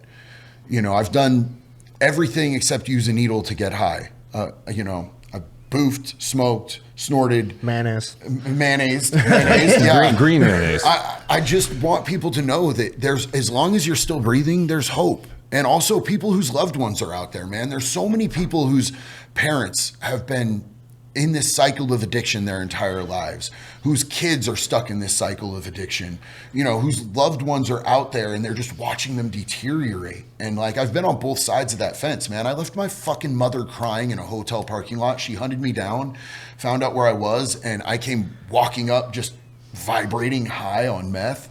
And she told me, like, and I love my mom. I've always loved my mom. I have such solid parents, bro. They've rode out with me the whole way. And she told me, if you keep doing this, I cannot be involved in your life. Please, I've got a bed at rehab. And she's like crying. And like everything in me wanted to just hug my mom and say, okay, mom, okay. But I wasn't at the steering wheel anymore. That's part of the nasty animal that addiction is. And it doesn't just hurt the person who has the addiction. It kills everyone around them. I left my mom crying in that fucking parking lot and went back to the hotel room that I was at and sobbed in the bathroom because I didn't have control. There was one time where I knew that I had a suspended sentence for prison time. And this was part of what led up to my 39 months. My PO had scheduled me for a UA, and I knew 3 days beforehand, at least, I had to stop smoking meth because it was going to be in my system, and then I'd go to prison. And so, you know, that first day of the 3 days, I was like, I'll just drink extra water, like the bargaining, and that this is going to work out somehow. Until finally, it's the morning, like 10 minutes before I need to go in to see my PO and get a UA. And I'm like, I have a big bag of meth and I'm just smoking as much as I can in the parking lot. Cause I'm like, if I'm going to go in, I'm going to go in as high as I can. But like knowing that like, I'm not in control. This shit owns me. I'm this shit's bitch. And luckily, like I walked in and he didn't UA me that day. It was the weirdest thing. I think he knew that I was just higher than giraffe. And he was like, I don't want to send this kid to prison, like, you know, and I'm not sure really how that worked or why, but you know, there's so many periods of my life where I just knew that I was just out of control and it was as bad as it could get. And I was able to turn it around. So you can turn it around. Your loved one can turn it around. As long as the person is still breathing, there's always hope. What was that? And what was that moment for you where you're like, fuck? Secret Service comes out of the bushes with the SWAT team. It's SWAT team, Secret Service operation. The SWAT team's in the bushes in this parking lot in St. Lucie, Florida. And they've got automatic weapons pointed at my head. They've got, you know, the masks on. They're wearing camouflage fatigues and they're coming out of the bushes pointed at me. And most people would have like an oh shit moment. I just threw my hands in the air and put them on my head. And I like breathed a sigh of relief. I had tried to myself twice within the 30 days ending up, you know, leading up to that. And it wasn't like some cry for help because I didn't really tell anybody. I was just like, I felt like I was asking the universe permission to just leave because I didn't want to be here anymore. And then when they came out of the bushes and those guns were in my face, I just knew it was over. I knew it was over. And I was like, I put my hands on my head and I breathed a sigh of relief. And I said, please don't shoot my dog. Like, my dog's not going to like you. She don't like police, but she's not going to bite you. She's like small. Don't shoot my fucking dog. One of the dudes from the Secret Service came over and this dude, like, I did not think this dude was law enforcement. He was yadded the back and he was wearing Dickies and, you know, he looked like 100% looked like somebody that I would have hung out with if I wasn't a strung out piece of shit. And he came up, he's like, bro, I'm a dog lover. What's your dog's name? And he took good care of my dog. I ended up getting my dog back. Like, he made sure that my dog came back to me once I got out of jail. That was my turning point, man. That was my turning point because I realized that I would do anything that it took to stop this cycle. And you know, I just got opportunity after opportunity. The judge offered me the opportunity to go to treatment. You know, I was given the opportunity by Florida SAMH, the Substance Abuse and Mental Health. They gave me a scholarship to get my training that I couldn't afford because I was making $300 a week working in treatment. And they wanted me to get my peer recovery, my peer recovery certification. And they paid for my shit. The state of Florida paid for my shit to get certified. Like, just so many people went out of their way to try to help me. And I always try to impress upon people, if you get into the right circles, go to a meeting. If you want to know how to fucking quit, there are NA and AA meetings in every city, in every town, all across the world. And whether the 12 steps is something that ends up being your final destination or not, there are people there that will help you. I know a lot of people that have aversions to the 12 steps because, you know, they can't get around the whole higher power, the whole God thing. There's smart recovery out there, but you have to start somewhere. Go and find some people who have been where you are and they found their way out, and those people want to help you. I promise you. They want to see you succeed. We don't hate addicts in those rooms. We are all addicts, and we don't judge you. We don't look down on you. Go in and ask for help, and people will fucking help you, and you can find a way out. But it takes asking somebody who's actually been there, because there could be somebody with every degree on the wall that's prevalent to what I need to be able to save my life, and I won't be able to hear it from some Ned Flanders the way I'll be able to hear it from somebody who's been in the fucking gutter or on that prison yard, you know? Yeah, it's like PTSD and any general. It's Yeah. how you reflect and how you share a bond because you know they went through the exact same thing. Service So members exactly. need peer support from people who've been through it. That's literally what peer support is. People that are in law enforcement need to have peer support from people that have been through it in Kindred souls. Law enforcement, yeah. First responders, I don't think that there's nearly enough peer support for first responders right now. I think that that's something that we need more of an emphasis on, because imagine going to work every day and you see the absolute worst of humanity. You see kids getting killed. You see the elderly getting abused. You know what I'm saying? You see all of this horrific shit. And then you're hated. That's your reality. And people, ACAB you, and people degrade you, and people, it's fucked up, man. Like, it's a thankless job. It really is a thankless job. And, there are cops out there who abuse their authority, but also imagine, just after an amount of time, that shit has to wear on people. You're only dealing what with I'm shit saying? bags Going the to work entire and you get to see somebody else's worst day of their life every day. Every day. And you have maybe like 10 minutes between calls if you're lucky. You might think a cop's a asshole when he's on a call for you for trespassing or for, disturbing the public. He might have just come from a fucking dead kid, bro, and not had time to be able to process that. And then you come at him with attitude, and, you're getting attitude back, and you're like, oh, well, you should be professional. Bro, fuck you.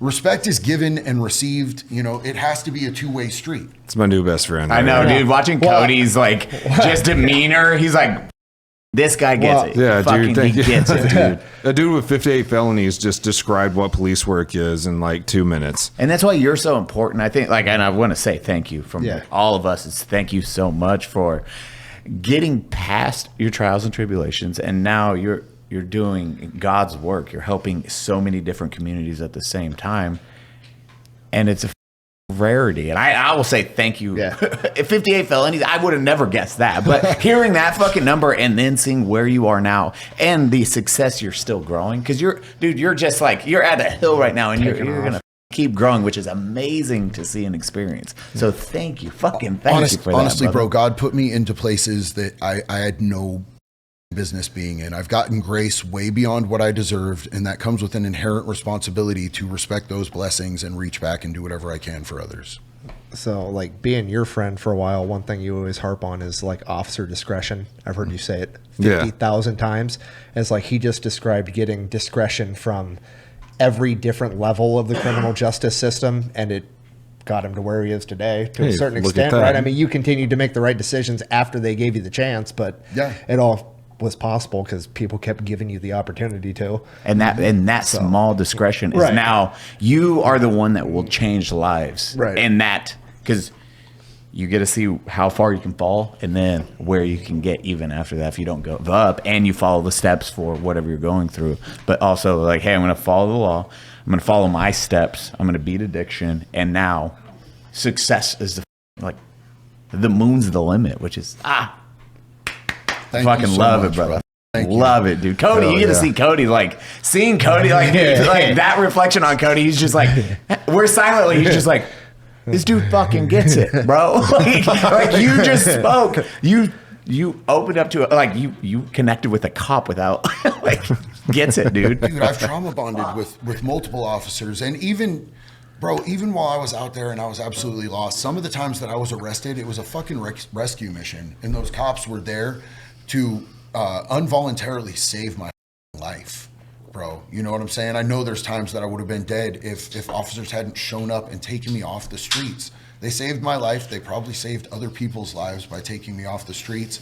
And, it was God working through them to intervene to make sure that I could be here today. So I have to assume there's a reason, and I have to assume that it's to help others. Dude, well, as we close this out, before we go to the after show, where can we find you, you amazing human? Or can the people find you, I should say? So if anybody wants to find me, I'm JD Delay 5150 across all platforms. I'm on YouTube, TikTok, Facebook, Insta, soon to be Patreon, and I will be with these guys.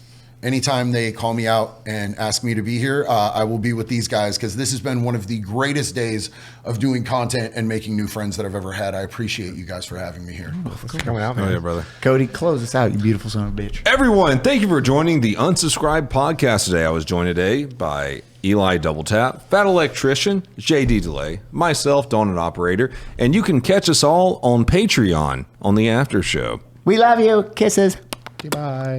We're going to go play hide and seek Such a now. right now.